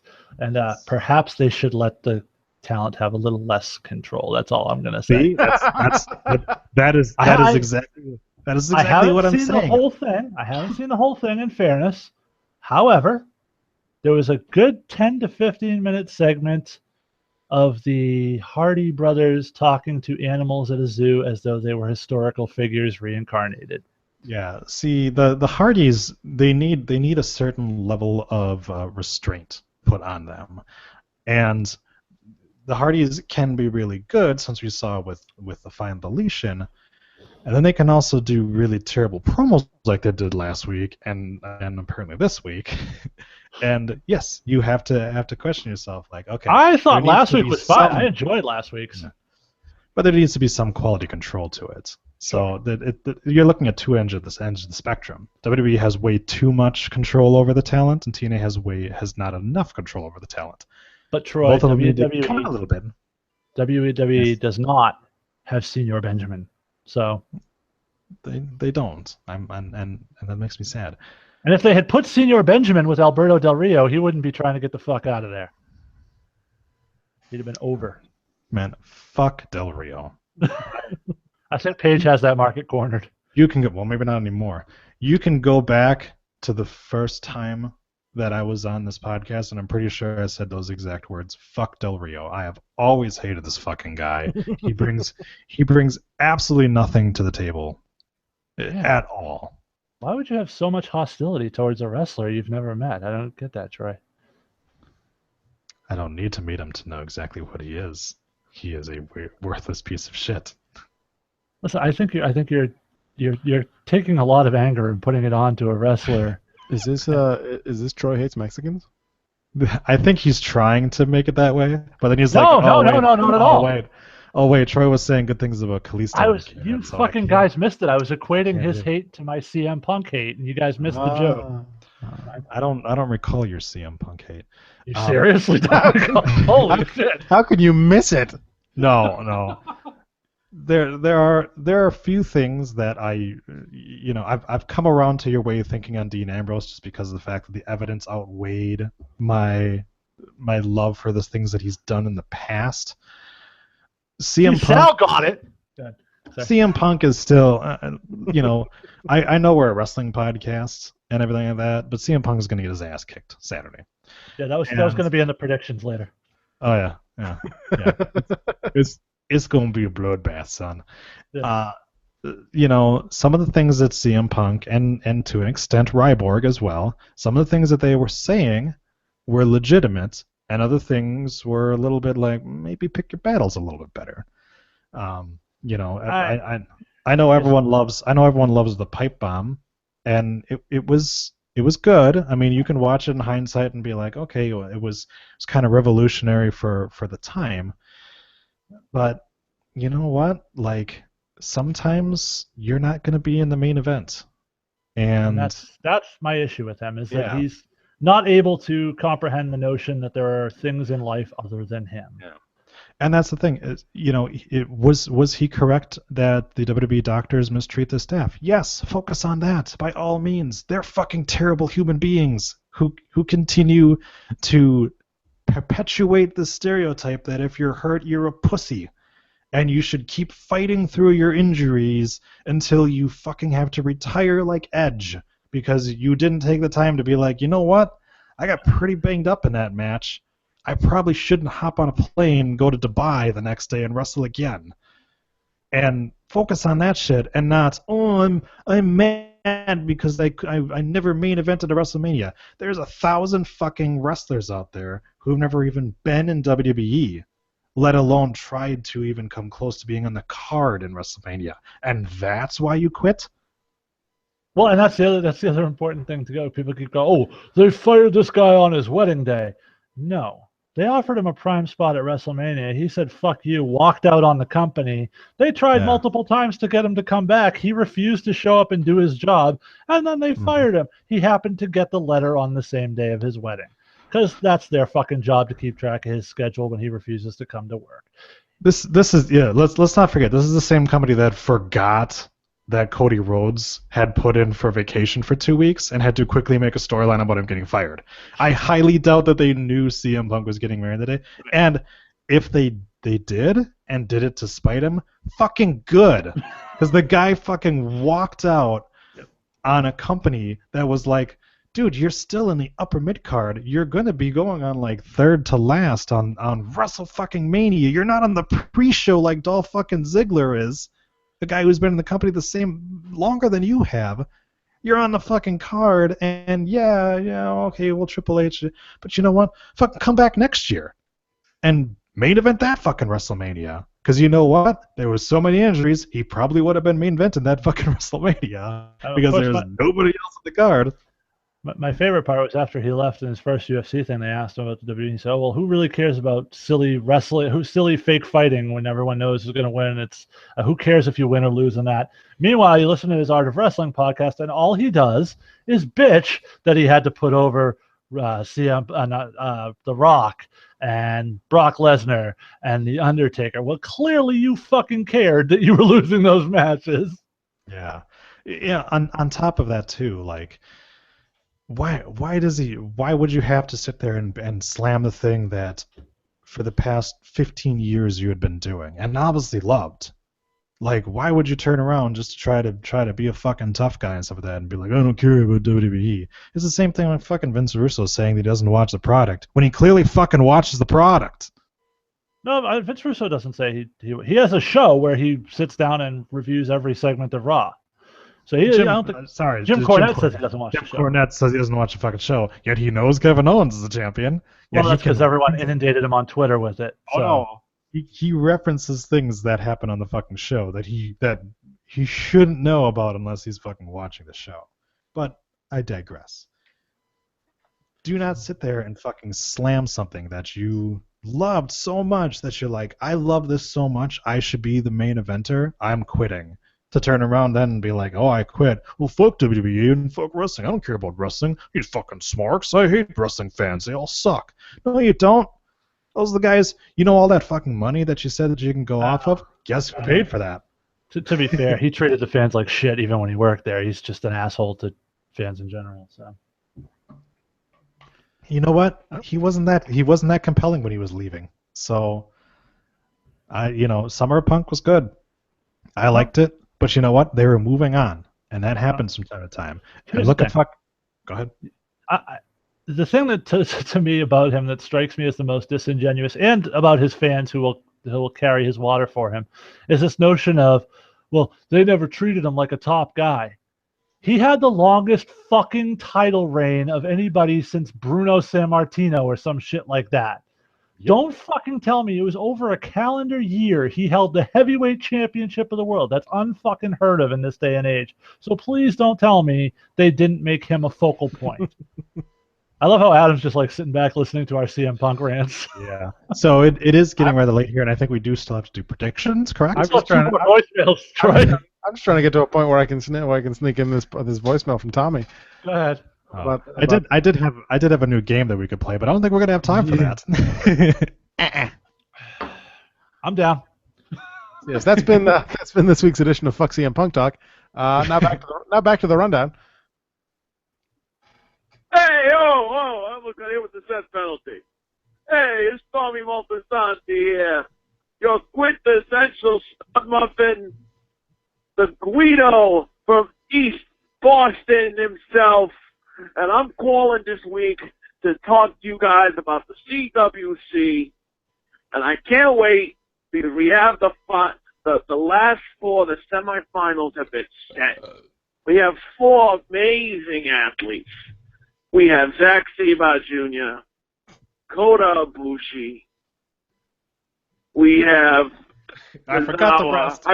Graham Metali. And we have my pick to win the whole thing, Rich Swann. Now, let me tell you something. What do you mean he didn't win? He didn't beat TJ Perkins. They let the TNA guy go through? Are you serious? No, I didn't watch it. I was going to watch it later. Okay, you know what? Just scratch that whole thing. It's not going to be Rich Swann. Come on. Who's he talking to? So that's a thing that happened. Does he talk to himself? Or is there somebody, or does he believe that there is somebody there? I already apologized for spoiling the CWC, Sal. I'm sorry. All right? I thought you'd seen it already. Anyways, NXT and the CWC. The big note that I had from NXT last night was, who the fuck is Steve Cutler? Steve Cutler's actually been in NXT for like 2 years. He's the new Baron Corbin, I think. He's done absolutely nothing. Now he won a match last week, and now he's facing Shinsuke Nakamura. we you know we were sitting there and talking about the fact that you know NXT needs to make some new stars, and they're trying. And the Prime Cut Steve Cutler, like I said, has actually been on NXT for a long time. He's been a house show guy for them for a considerable amount of time, and he actually has been on NXT on air in like a jobber role, but still he was there. You know, it's the same reason why Primo and Epico got a win on Raw, was because sometimes you have to go, oh shit, we don't have anybody at all to challenge, so let's take these guys and try to make them at least something. Look, nobody gives a shit. Primo and Epico are known and established performers. Nobody knows Steve Cutler. Some people might remember him from jobbing.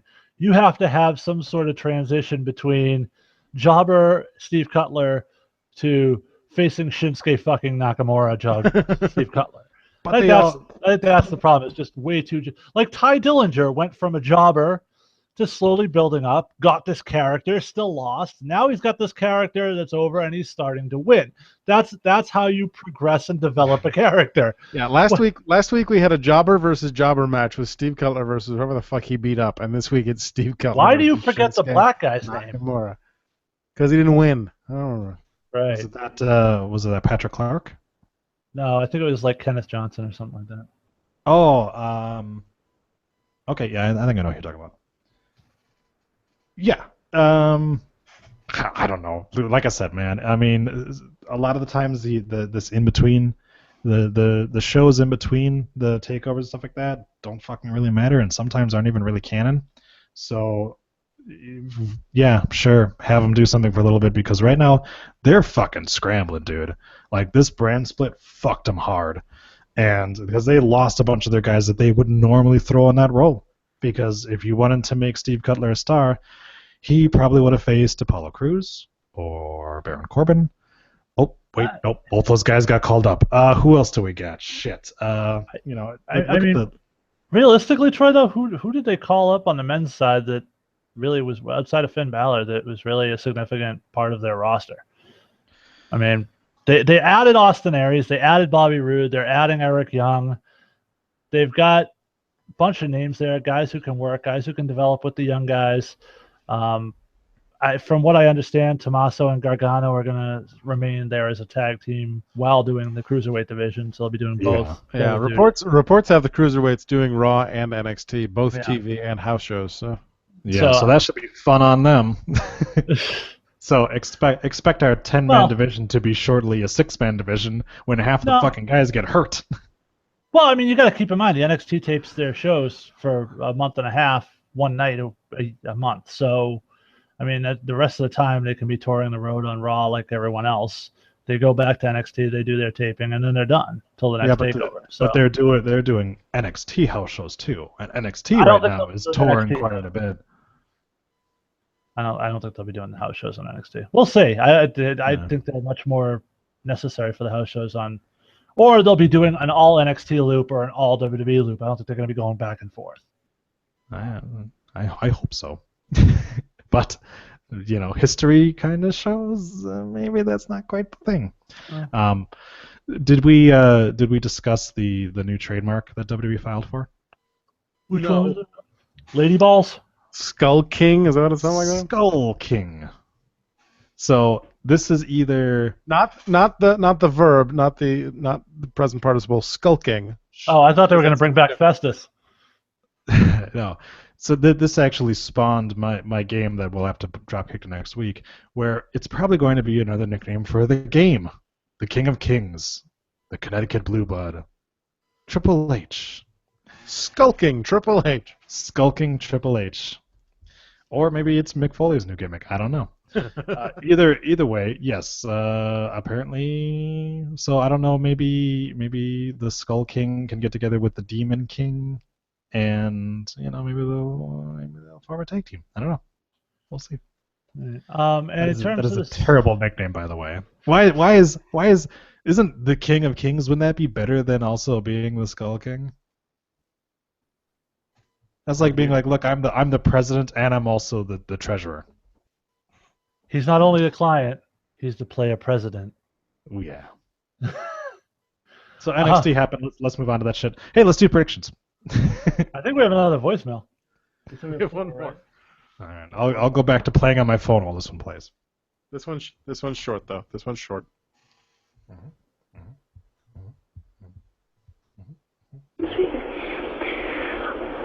Hi everybody, my name is Jackson. I think Kevin Owens is good as a good Universal Champion. I miss Finn Balor and Troy's Bobby Roode. Thank you. Look, kid, let me tell you why you're a fucking idiot.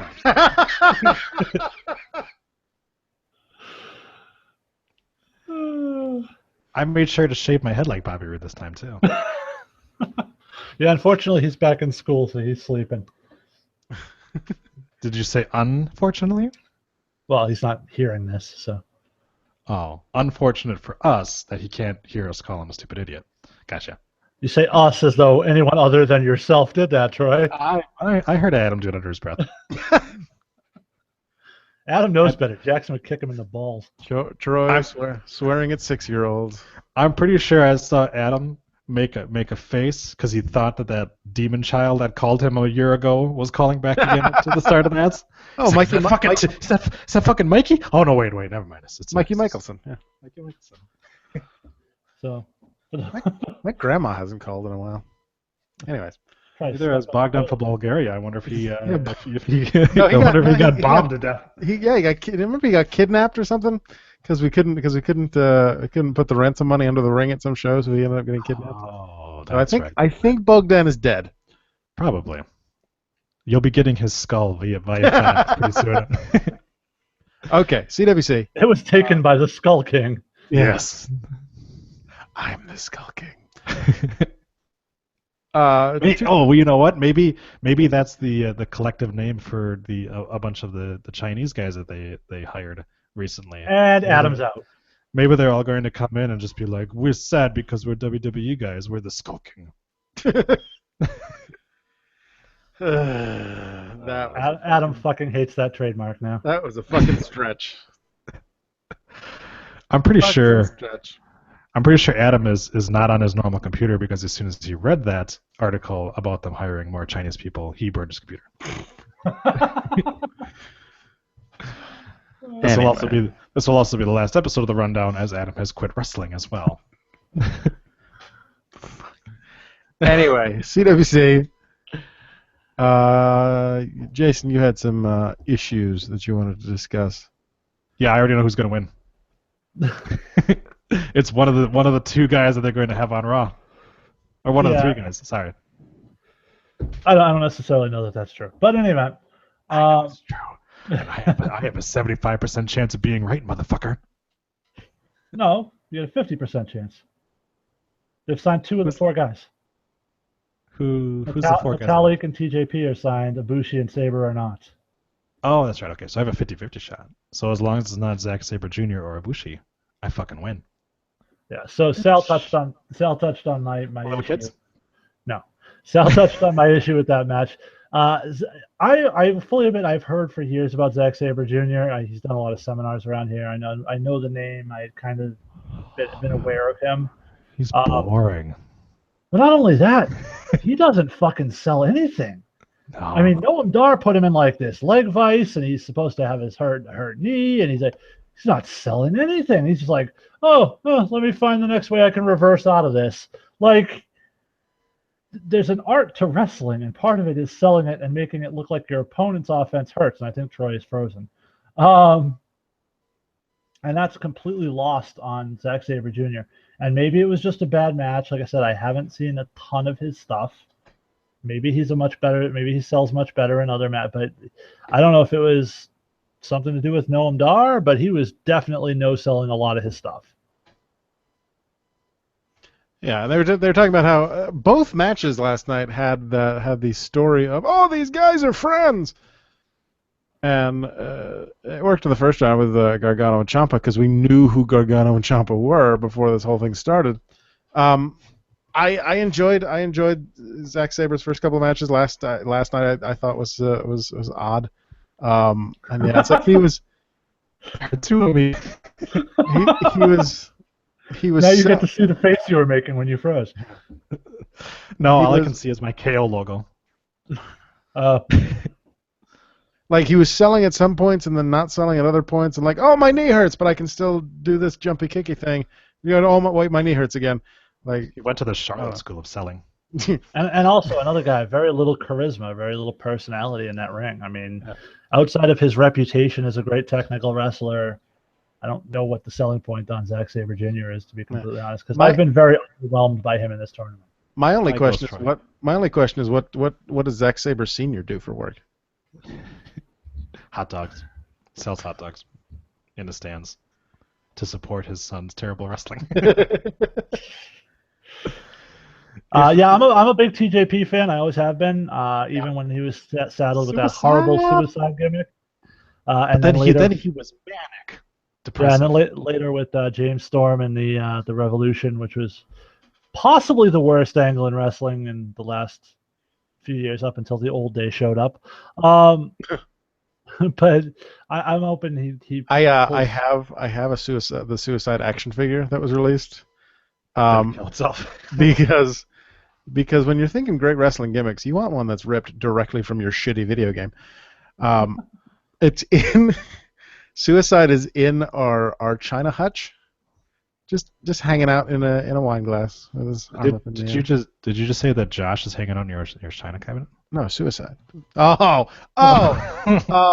he hates us already. He doesn't listen anymore. It's fine.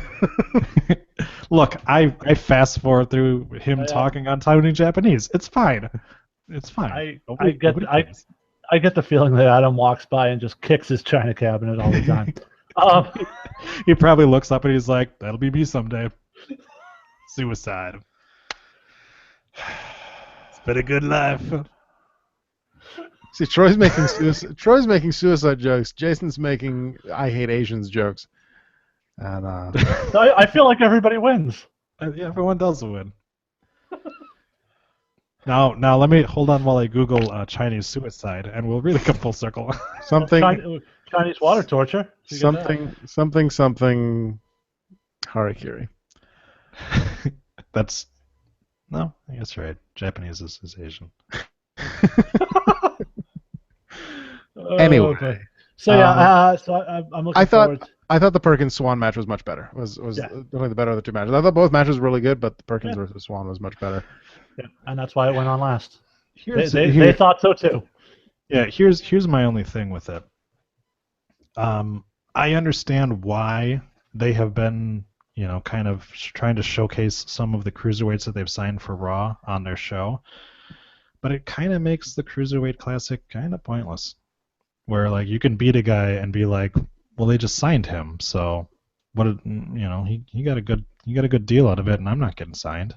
Well, see, the thing is, what they're going to do is somebody's going to beat up Zack Sabre Jr. and Kota Ibushi because they're not signed, and then two of the other guys who have already lost are going to come back and get another opportunity. So that second chance. It's that second chance challenge. Yes, that's exactly what's going to happen. There's literally back-to-back articles on QuestEndNetwork.com. Go visit it now, where both of us are incredibly pissed off that the tag team tournament got straight kayfabe fucked. Oh, you'll have to go back and listen to my rant at the start of the show about it.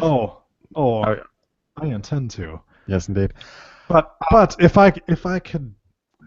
if you're not going to go read the excellent article that I have, Did you say excellent? or the amazing excellent article that I have written, or the amazing piece that Jason has done, going back to that, why would you reward the two guys who just took out your potential tag team champions with a chance to win the tag team championships? This right here is about the time that Adam's meme face comes on into my head. I'm just like, what? I don't understand it. Like, not even kayfabe sense does that make. Which of the asshole pictures are you talking about? Hey, Both of them. But I suppose that's a good segue into our predictions. Yes, I don't want to talk about the CWC anymore. and we already talked about how shitty that was. But I one of the will say predictions that, is sort of on the vein of the CWC. if they wanted to get creative with this whole Miz and Daniel Bryan thing, what if Daniel Bryan says, "Hey, I can't fight you, but I can bring in somebody who can," and that's when Brian Kendrick shows up on SmackDown. Yeah, he's like, that would look, be a way to do it. Except that Brian Kendrick's on Raw because he's in the Cruiserweight division. Brian, like- no. The Cruiserweight division's on Raw. They haven't said Brian Kendrick's on there yet. Oh, I thought that That was is true. They have talked about. I don't think he was actually one of the ones that they've officially. They haven't officially said any of them are on Raw. Just that they keep showing little vignettes about the Cruiserweights. They've said Yeah. Ciampa and Gargano are. Yeah. I forget who else they said was definitely. Oh, Jack Gallagher. We don't I need have the whole list. I had the But list. I forgot to copy it over. I will say that there was a news article about them potentially having cruiserweights on SmackDown eventually and a championship over there as well.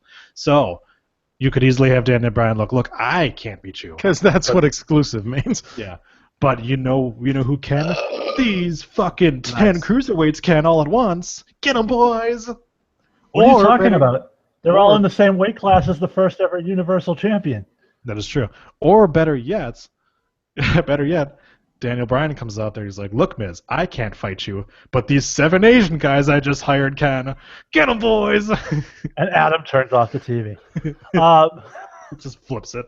God damn it! But, by the way, can we just take 1 second and give tremendous props to Kevin Owens and Chris Jericho for playing up the longest reigning Universal Champion ever? 7 days. You can 7 days. You can essentially give them props for everything they do. Yeah, true. Yeah. I also greatly enjoyed Randy Orton on Twitter this week. When he told somebody to fuck off. Did you see the Kevin Owens trolling some Roman Reigns fan? Oh yes. Yeah, he's been doing a masterful job of that as well. He also has like 3 tweets in a row where he just said, "I win." So anyways. All right, Backlash prediction. Well, I was actually going to do CWC predictions too, but I'll give you it. Apparently nobody wants to fucking talk about that. Well, next week is the semifinals, not the finals, right? Next week is the 2-hour finale. Oh, is it? Okay. They're going to do it's what I'm thinking. It's probably going to be kind of like they do a Tough Enough, where some of the guys that were eliminated, i.e., so the guys who are going to be on Raw, are probably also going to have a match. They announced on NXT this week that Gargano and Ciampa are going to be in a tag match. So yeah, so they're going to do. I can only assume it's the Hype Bros for a chance to get back into the Cruiserweight Classic. So looking just at the tournament, because fuck all that other bullshit. Zack Sabre Jr. versus Grand Metalik. Grand Metalik, because I think they have big plans for that dude. I because Zack Sabre Jr. is a bitch and won't sign WWE. Yeah, I agree that they have big plans for Grand Metalik. I think the plan from day one. I think the plan from day one in this tournament was Sabre Jr. versus Ibushi as the finals. I'm going to stick to that, so I'm going to go Sabre Jr. Interesting. And probably spoiled my prediction of the other match. Jason's going with the 2 guys who aren't signed. Yes. I want you to now pick TJ Perkins to win, just so people will be like, "Wait, what?" We should have done the whole thing one at a time instead of going around. I'm going to go out on a limb and say Adam's going to pick against the Asian guy.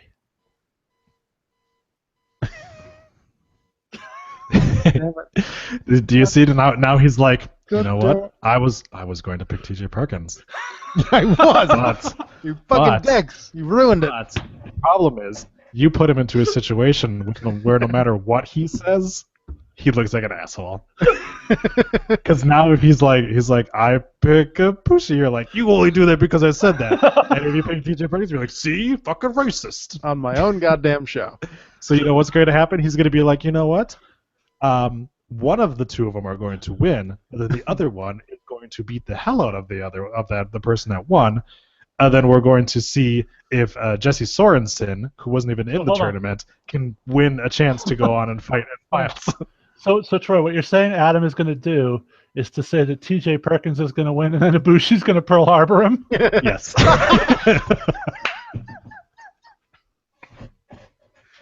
A+. I would end the show there if we didn't have to do Backlash predictions too.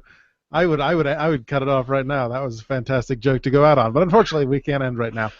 Can we please have that be his finishing move? Ibushi with the Pearl Harbor bombing. Well, he does that. He does that last ride power bomb, so might as well. Yeah. Just call it Well, Pearl Ahmed Harbor Johnson's bomb. was the Pearl River plunge, so I don't see There why you go. this can't be the Pearl Harbor plunge. Pearl Harbor bomb. Okay. Because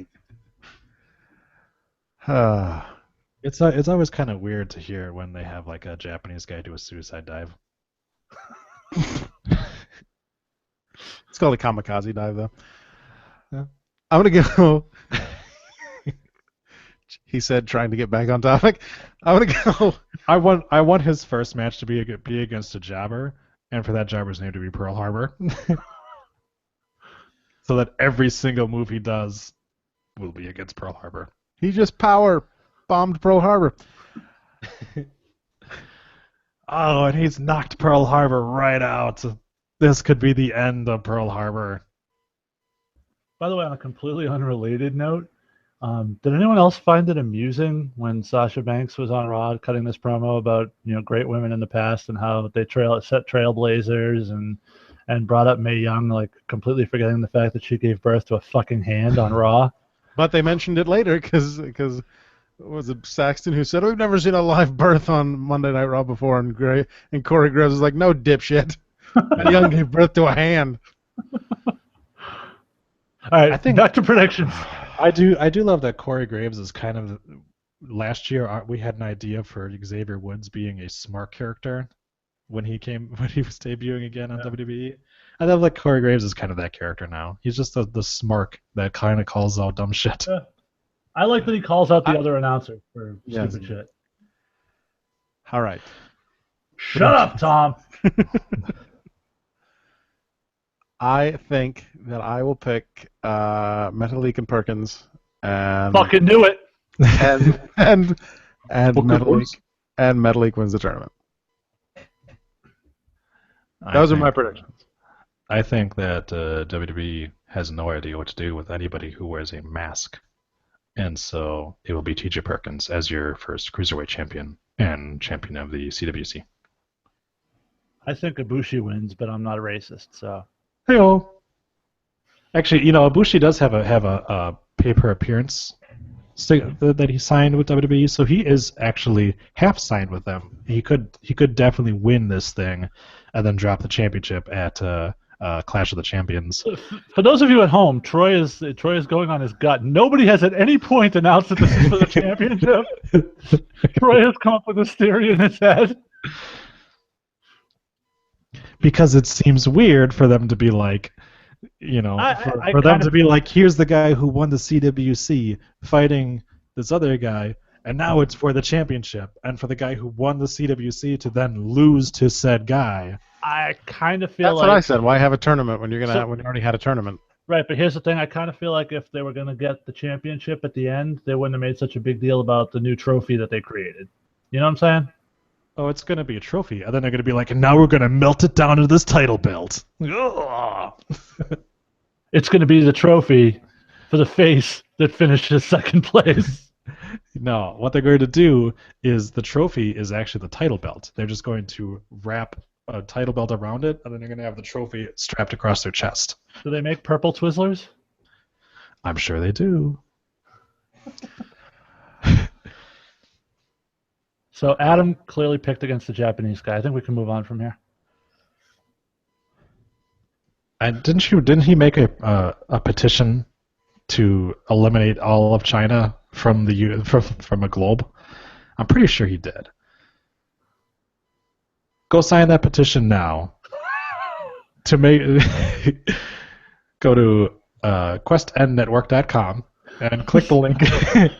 QuestNetwork.com/AdamsRacistRants /AdamRacistRants to hear Adam's feeling on chopsticks and why they're useless and an abomination. He won't even play them on the piano. That's right.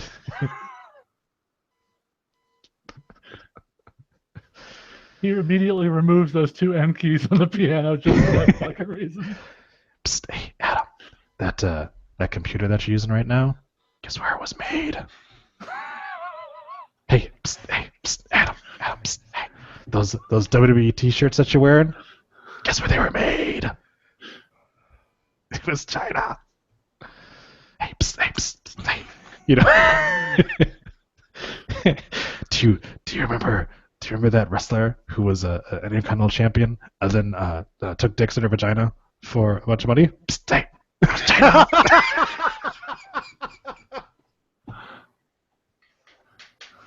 All right. Again, we still have predictions to do, so I can't even end on that joke either.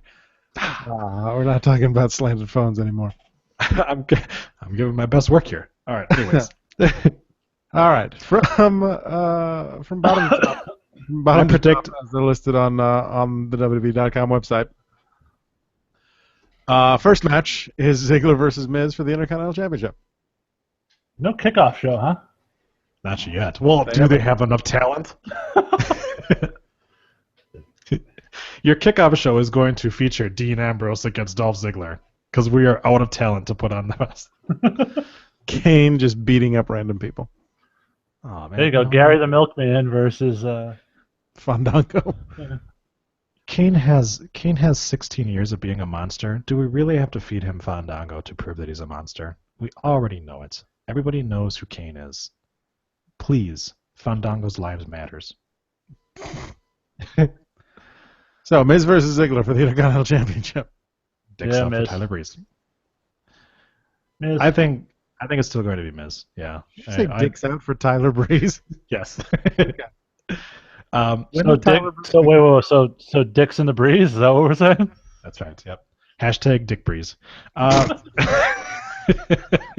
would be a great porn name, actually. This is why Adam doesn't get good sleep on Thursdays. This reminds me of it. He could do an interracial porn movie with Pearl Harbor. Yeah. It just reminds me of an old Robert Schimmel bit about those commercials for douches and whatnot. Summer's Eve. Summer's Eve, pina colada dick mist. Anyway. This show is a 2-hour commercial for douches. So Pretty much. Hosted by 3 douches. Yeah. We were going. This is the same thing that happened the last time. Jason and I, we were going real good until Troy showed up, and then. I do. I come. I fuck shit up. I leave. sometimes you fuck shit up, you come, and then you leave. Yeah, exactly. You know, sometimes you Miz destroy versus Pearl Harbor. Ziggler for the Intercontinental Championship. And you leave. Sometimes you fuck shit up, you leave, and then you come. Later, into a towel. I think that the Miz, as much as I would like to see the Miz drop the belt. DickTowel.com. Yep. As much as I'd like to see, says the guy who's got a dick towel behind him. That's an American Alpha T-shirt, pal. It looks like a towel to me. It looks like one of John Cena's jizz rags that he carries around. No, I folded it up. It's American Alpha's T-shirt. I forgot to print up anything for the wall, so I needed to think of something. Well, the star could be kind of your bullseye, so try to hit that. Miz versus Ziggler for the Intercontinental Championship. This would be. I picked Miz and Troy picked Miz. We're fucking waiting on you, jackass. You're the one who hasn't picked yet. Miz. All right. Randy Orton versus Bray Wyatt. Bray Wyatt. Because I think that this is going to be a 3-month feud. Yeah, I'll go Bray Wyatt too. I fear that this is Randy just getting his win back from SummerSlam. I don't think it counts as getting your win back and it's against a different person. Yeah. Ask Hulk Hogan. I refuse to talk to him. Because you're so much alike? Going Orton on that one. The Usos versus the Hype Bros, the Second Chance Challenge. The Usos. Because Fuck it that match and everyone in it. It doesn't make sense for them not to have the Usos at this point at least go into the final. Yeah. Yeah. Usos. And then the Usos versus Sliano for the Tag Team Championship. Don't fucking call them that. Usos. I'm going to go. Jason doesn't like your nickname, Troy. No, I like the nickname. I don't ascribe to the notion we should attach any cutesiness to this fucking abortion of an angle. I'm going to go with your very first SmackDown Tag Team Champions, the Vaudevillains. Why not? Everyone else is getting another crack at it. There's a lot of shenanigans that will take place between that match and the Vaudevillains winning the championships. But mark my words, they're winning it. No, I think that good way to get heat on the Usos and to really cement the fact that they are a heel team is for them to crush Heath Slater's tiny little dreams. Of course. And plus because Or Titus O'Neil's tiny little pecker. yeah, this there's no possible way that having your first tag team champions be Slino is a good idea. So it needs to be the Usos, and it gives American Alpha a reason to come back and attack the Usos. There's also no way that them being in the finals is a good idea, but lo and behold, there they fucking are. 6-pack challenge for the SmackDown Women's Championship. Lynch, Naomi, Nikki, Natalia, Carmella, and Alexa. I'm sorry. Can you use a different order for that?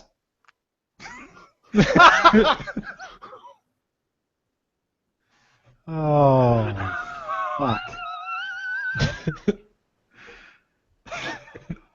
All the ladies on SmackDown are in a match. I'm out.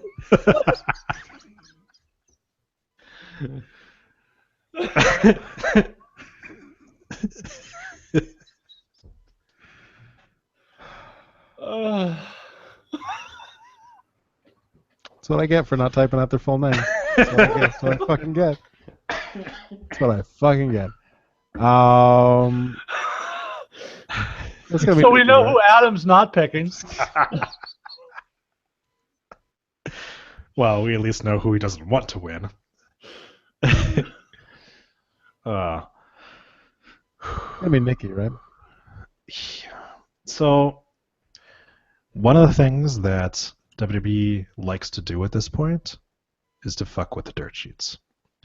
And anytime I hear something like Nikki Bella's going to win, Nikki Bella's going to win, Nikki Bella's going to win, I just remember the fact that all we kept hearing was Roman Reigns is going to win, Roman Reigns is going to win, Roman Reigns is going to win, and then Dean Ambrose won. So I am going to go with Becky Lynch. I'm gonna go off the board and go with Natalia. I think I don't think Nikki wins because I think Becky's in the chaser role, so she needs a heel to chase. Carmella's not ready. Alexa's not ready. Natalia's the heir apparent in that division in terms of heels. I think that's where they go. By the way, nobody was talking about royalty during that opening segment. Nobody. Why the fuck did Natalia go, if you're going to talk about royalty, you need to talk to the Queen of Hearts. Nobody was said anything about royalty. Carmella called fucking Alexa Bliss Polly Pocket. Is Polly Pocket a No, she princess? said she was the princess of Long Island. Yeah, Princess of Staten Island Staten Island, rather. Yeah. by way of Worcester, Massachusetts. Yeah. That still didn't make any sense to me. I get how you're saying that. By the way, that But Polly she- but Pocket she- line was great. She needed to cut her off before that then. Because otherwise it sounds like she's insinuating that Polly Pocket is a princess. And I've watched a lot of Polly Pocket in my life. And I don't remember her being a princess. Troy, the women appeared out of fucking thin air in that segment. That's the part that you're focusing on. That is true. I just feel like we've done... Isn't like Carmella the same height as Alexa Bliss? Is it really apropos to be like, you're fucking short? But like, dude, you're like an inch taller. I think Alexa's smaller than everyone, I think. Yeah, but she's like a pocket pussy. Now, Nice and compact. she's probably the same height as Liv Morgan, if you want to go that route. That's true. So I suppose if those two were making fun of each other's heights. I just feel like we've done Natalia versus Becky already. Maybe they'll do something else. The Anyway.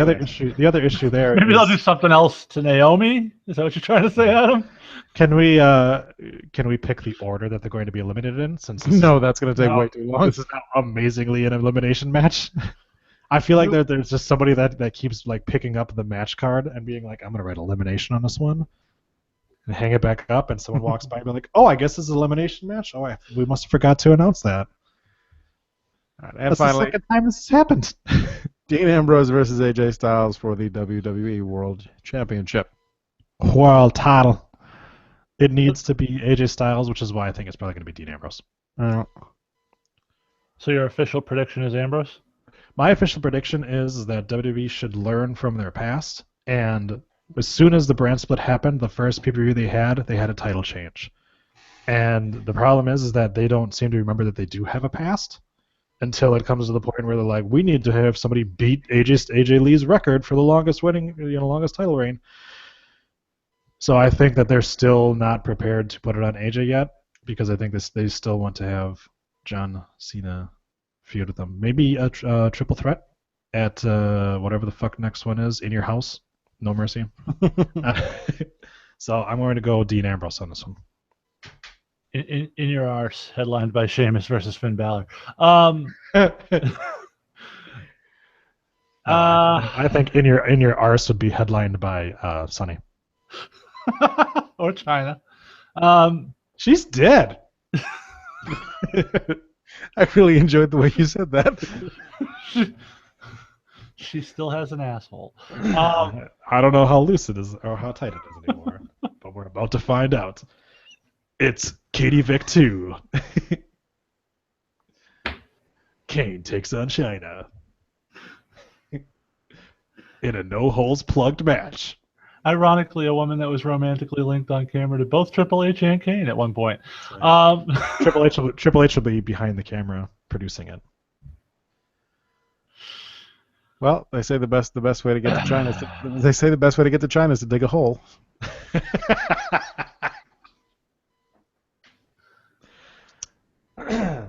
That happened.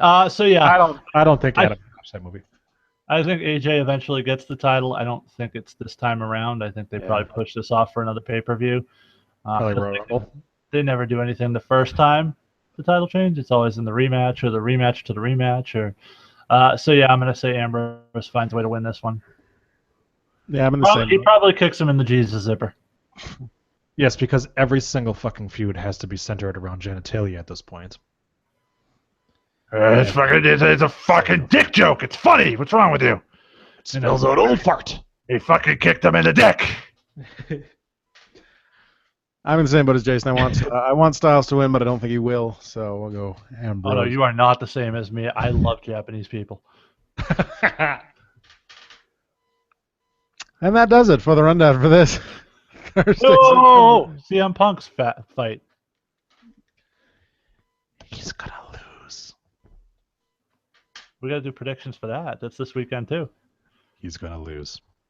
Is there anything else on the card? No, nobody cares. All right, he's gonna lose. But how's he gonna lose? He is going to lose by walking out in the second. Nice. He's gonna show up and be like, "Wait, I'm not on last? Fuck this, dude. I'm gonna go become a bowler." Yeah, I say he taps out in the first round. I say he taps out before a move is even done. Adam? Sure. Okay. Sal says he's going to get choked out. Yeah, pretty much. Did you have news, Adam? You spent all this time getting ready for the show. You have news items for us? Oh, we talked about him already. Yeah. Triple H is going to be the Skull King. You didn't talk about Paige and Del Rio. Because is that even real? Do we really know that happened? You know, apparently Alberto Del Rio has scheduled a press conference where he's going to address all this stuff in Mexico in the next, I think it was the next couple of days. But we're not going to be able to understand what he's saying. Nobody speaks Spanish. Why do you assume I don't speak Spanish? I just assume you're a white guy. Nobody speaks Spanish if you're white. Also, I'm pretty sure I don't get Telemundo on my TV, so I don't think I'm going to be able to watch that. I'm pretty sure the dirt sheets will pick it up for you, Troy, and let you know what he said. But yeah, apparently... People who run the dirt sheets can't even speak English, so how are they going to be able to speak Spanish? Apparently some question as to whether Paige is going to come back now at all when her suspension's up. And this strikes me a lot, very similar, except, you know, probably even a worse career decision, to the AJ Lee CM Punk thing, where a young girl in the business following around the older guy and gives up her career to go be with that guy. And I don't think, I'm just going to throw this out there, but I don't think Del Rio is going to marry Paige. And even if he does, by the time that he's 60, he is going to be banging like some 21-year-old wrestler anyways. So, right. You know, the guy already is fucking Paige while still married. And Paige is pretty fucking immature. and eventually he's probably going to get sick of it, and he seems like the kind of guy who might punch a bitch. So, Well, and that's the other thing. She is very immature, and that makes me worry for her that she won't see the bigger picture on this particular matter. That Del Rio is going to be a flash in the pan romantically for her, and she's throwing away her career for this. And she's got talent, and she's got ability, and she's got a future in the business, and I hate to see that happening. Yeah, it's okay though, because her mom will just write another poem for her.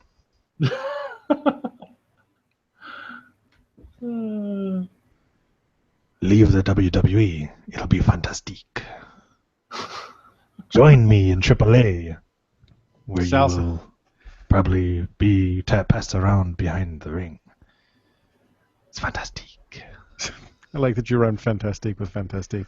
Well, I really hate to spoil Sal's little party there. I really hate to spoil Sal's little party there, but they've taped Lucha Underground straight through 2017 at this point. It's already done. The season premiere was tonight. Some very good matches. Go check them out. Yeah, Lucha Underground's not something that tapes on a weekly basis. No, they tape pretty much the whole year in one shot. Hey, you know what? You can actually go on Wikipedia right now and find out what happened on every single episode. Mm-hmm. So then you don't even have to watch it. You're like, is that guy who used to do parkour? Is he still on there? Yeah, he is. Or you could just ask Time Traveler Adam to give you the results. He'd probably tell you like what happened in season 1 though. You'd be like, oh god, it's the one from 2 years ago, man. No, I want the guy from the future. Where's future? I don't want past Adam. It's like talking to Siri on your iPhone. It's like, hey, dial Adam. I can look that up on the internet for you. No, fuck you. I could look fuck you up on the internet too. I didn't get that. That does it. Don't forget to join Adam, time traveling Adam, every Wednesday as he watches SmackDown Live. And live tweets. Live tweets SmackDown Live on Wednesdays, Michael. We watch our DVR on Wednesday nights, Michael. We do, and for some reason it records a USA Network at a very low volume, so I have to turn the TV all the fuck way up. I like to watch that Christy Knows Best, Michael. Comes on right after WWE SmackDown. Absolutely not. I used to get a little extra Rhonda Shear after Raw, Michael. You know what? That me and Chrisley, we got a lot in common because we both like men, Michael. I'm just gonna stop the recording here and just put everything else in post. Here, I'll do it for you. That does it for the rundown on this. Blah blah blah. Quest End Network. Blah blah blah. Asshole poetry. Blah blah blah. Yeah. Do you like poetry that you can print out on incredibly hard paper and wipe your asshole with it? Go to Chasing Distant Horizons now and order it. Do you like podcasts that don't cast good voice actors? Then go check out the Shadow Vein podcast and not hear Troy or Adam on it. No, I'm in the first episode. Do you like? Fuck you. Do you like to listen to Henry Hugepex, the suplex throwing human duplex, take you to Duplex Municipality? Then go on to the Raw Attitude podcast. Now featuring Troy in episode 19. Do you like to every once in a while get a podcast about geek and gamer stuff? Then check out the Geek and Gamer Guild podcast. I'll be recording tomorrow, doing an episode on the comic book series The Boys. Follow us at. Adam's going to do a podcast about The Boys too, but it's something completely different. Something Dalton Castle. I think Troy froze. Yeah, I'm fine with that. That does it for the rundown for this Thursday, September 8th, 2016. 383 days since the New Day won the the Raw Tag Team Championship. For a free audiobook and a 30-day free trial, go to audibletrial.com/rundown. Atlantic Pro Wrestling returns Saturday, September 17th at Newbury, Massachusetts. Jason's going to want to talk about that. Yeah, big matches announced this week, Adam. We are going to have the unequaled one, Todd Sopel, defending the New England Championship against Kick-Ass Kyle Storm. We are going to have the Demon Ortiz, going one-on-one with a very talented young guy, one of the best big men in the New England area at a very young age, Ace Romero. We are going to have the tag team titles on the line. Picture Perfect going to defend against the Playboy Jimmy James and his partner. It's escaping me. I am feeling like a dick You're the right now. commissioner. You're the I commissioner. know. It's late, my man. It's late. Hey, it's okay. If Daniel Bryan can call one of his talent Apollo Creed, you can call. I feel like it's Johnny something. The Johnny concept. Torres, yes. Johnny Knockout. Johnny Cockrocket. Yes, no, we do not have him. Of course, we also mentioned Bronco Wrecking Ball Legursky is going to take on the Kingpin Brian Malonis. So that and a whole lot more. Yes. September 17th at Atlantic Pro Wrestling. And a very special start time for that event this time, Adam. Usually we start at 7. This time we're opening at 6:30. Doors will open at 6. Event starts at 6:30, so get there early. Yeah. They line up anyways. Elkamania 4 the next weekend, Saturday, September 24th at the Beverly Hills and Elks Lodge in Beverly, Massachusetts. Find that on Facebook. Liberty States returns on October 8th with Fall Fury at the John McCarthy Elementary School in Peabody, Massachusetts. And Lucky Pro Wrestling returns to the Elks Lodge in Clinton, Massachusetts on Saturday, October 29th. Stump trivia. I feel like Elkmania should be like a hunting event. I feel like Mania's title needs to have antlers on it. Sal says, what the hell did Troy do to his lower third? I don't know. What did I do in my lower third? Yeah. Stump trivia every Tuesday night at 8 p.m. at the Port Tavern in Newburyport, Massachusetts. Come on out for that. Follow us on Twitter, podcast. Send us an email to rundownwrestling@gmail.com or be like Troy or Tommy and Jackson and call the hotline at 617-863-6967, 61 Rundown 7. I didn't call the hotline. What did I say, Troy? I meant Tommy. Whatever. Sal, Tommy, Jackson, all of them. You named 3 people. We had 2 voicemails. By the way, I didn't get a chance to point it out earlier, but did We anyone had else 4 notice? voicemails. You showed up late, idiot. Did anyone else notice that Tommy's accents were very different between those 2 calls? It depends on what strain he's got today.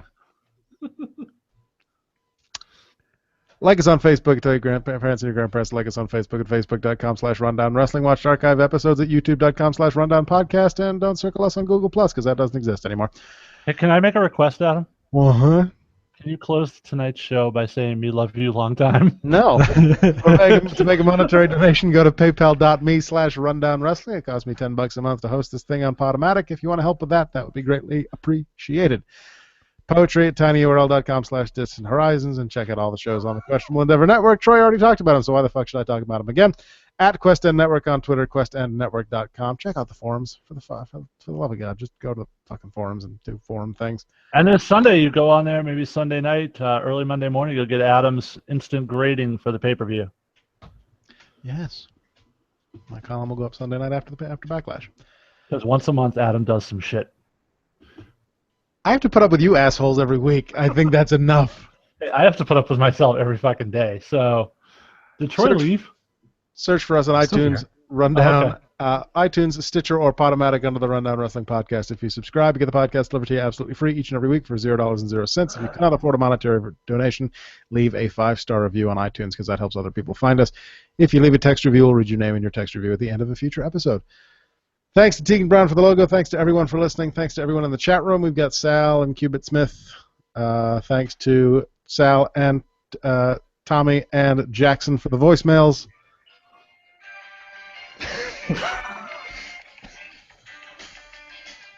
I'm not going to thank either of you this week. And thanks to iFightDragons at iFightDragons.com. Keep going. Hey, thank you, Troy. This is our outro music. Keep going. Go ahead, say it, Adam. Come on. Next week, Backlash report. Why'd you say backrash? Backlash. Jacob, good night and good luck. Fondant, go fuck these guys. And take care, Bulby faces. Say it. Come on, say it. Just do it. You know you want to. Come on. Do it. Do it.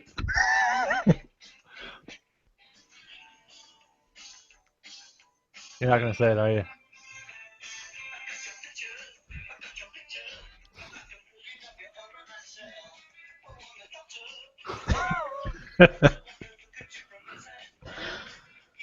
Bye-bye. That's a really creepy fucking line.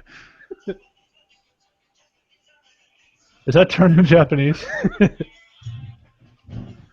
You are aware that entire song is about masturbation, right, Adam? I'm not the one playing it.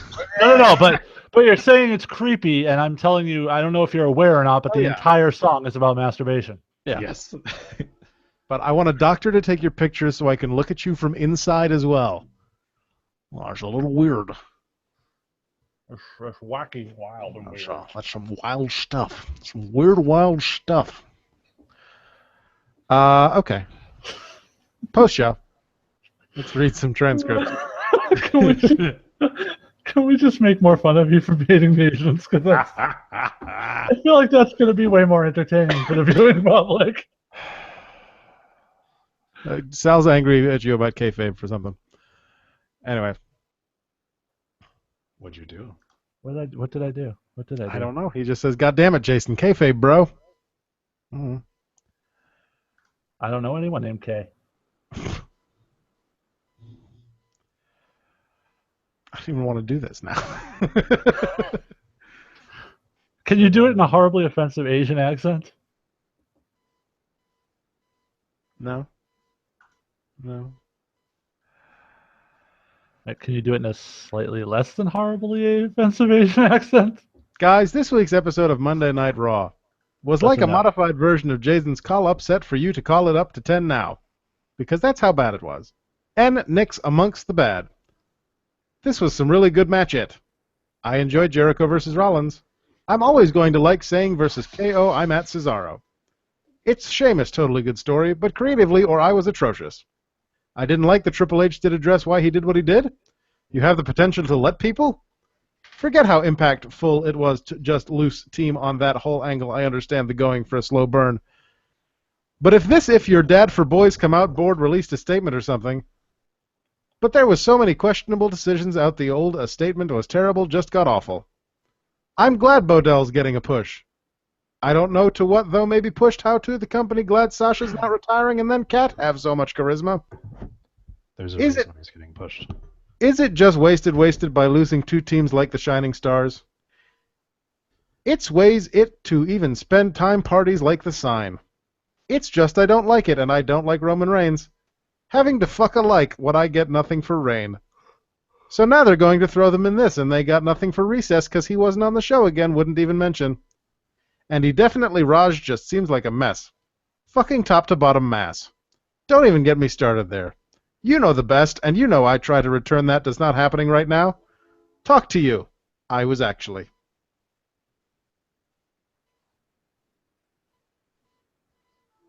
Morning, Dave. You're still talking. Okay, I was just gonna say why Bo Dallas was getting a little bit of a push. Bo Dallas is getting a push because he's he's going to face Bin Wang, whatever his fucking name is. Yeah, at the China show. Yeah. As soon as that's over, he's probably getting released. Morning, Dave. It's Tommy Mompasante and Vince McMahon. You are stupid, dumb, some a bitch. We have AJ Styles for the greatest wrestles in the world, and what's the build-up going into your freaking pay-per-view, your SmackDown exclusive pay-per-view? Not shots, not such last week, but not this week that you tell you fucking build a match between AJ Styles and your WWE champion. This is fucking God. I can't wait for you to suck. I can't wait for you to fucking suck because you're fucking moron. Every time WWE does something good, they fuck it up effect on the spot watching the episode of SmackDown after the pay-per-view, and then not watch the rest of the month because the rest of the month build up to the next pay-per-view is always fucking cabbage now that they said I'll give credit where credit is due. I thought the women's division. They put some good emphasis on that six-pack challenge. I'm glad it's an elimination-style match. Also, although we all called it. Especially me. I love you. So she'll turn yes, Alpha won the match, so my heel turn prediction was a little bit early. But it makes sense Alpha won the match. Boo, so turn seal, then they took out San Gable. Hope everybody last week. This is why they used those fighting the American out for the second round. This is why I hate you, Judas. Story going into Sunday. Dad said Gable is hurt, and who knows, maybe use those make another appearance during that match, and he played on Rhino can be texting champion. And I'll fucking go into a feud with the new CEO, Who's so I like it, I'm just saying it now as far as a why and Randy Orton. I'm telling you this right now, but why about fucking with because will be the night funeral that he talks a big game and then fucking lose it, and I've had enough. Okay, they don't know how to fucking book Barry Wyatt. They don't know what the fuck you're doing. Idaho, as in Paul Sigler, I guess that's what we're going to get. I have no faith in dogs. They were winning that title, not that I don't really want to see, to be quite fucking honest with you. Hopefully that glasses, but I don't want the show that they put on last night. Talk to you guys next week. Is it possible we can get a Big Show impersonator? Like a fake Big Show, like we had a fake Undertaker and a fake Kane? Because if we can, I would really like to see the classic matchup, Bin Wong, not White. You should save that for the show. Well, this is the show after the show. You're right. I'm sorry, I forgot we're still on air. Hey, you should open Skype. Yes, you should. Hello. I was able to set penalty, hey. Hi. It's all me both his Auntie Joe Quintessential Muffin the Guido East Boston himself. And I'm calling this week to talk to you guys about the CWC, and I can't wait either. We have the fuck, but the last for the semifinals of it that we have full phasing athlete. We have sexy about Junior Code Blue. We have the fuck. We have sexy about Code Junior. That sounds bad. We have Pizzella. I mean, saw Grandma to leak. And we have My Pixel is a whole thing. Rich Quan, let me tell you something rich by. What do you mean either went? Hey, Debbie, you didn't beat. You say brokers. They looked at the Inagai go through, are you serious? No? I didn't watch it. I was going to watch it later. Okay, you don't want to scratch that whole thing we were talking by.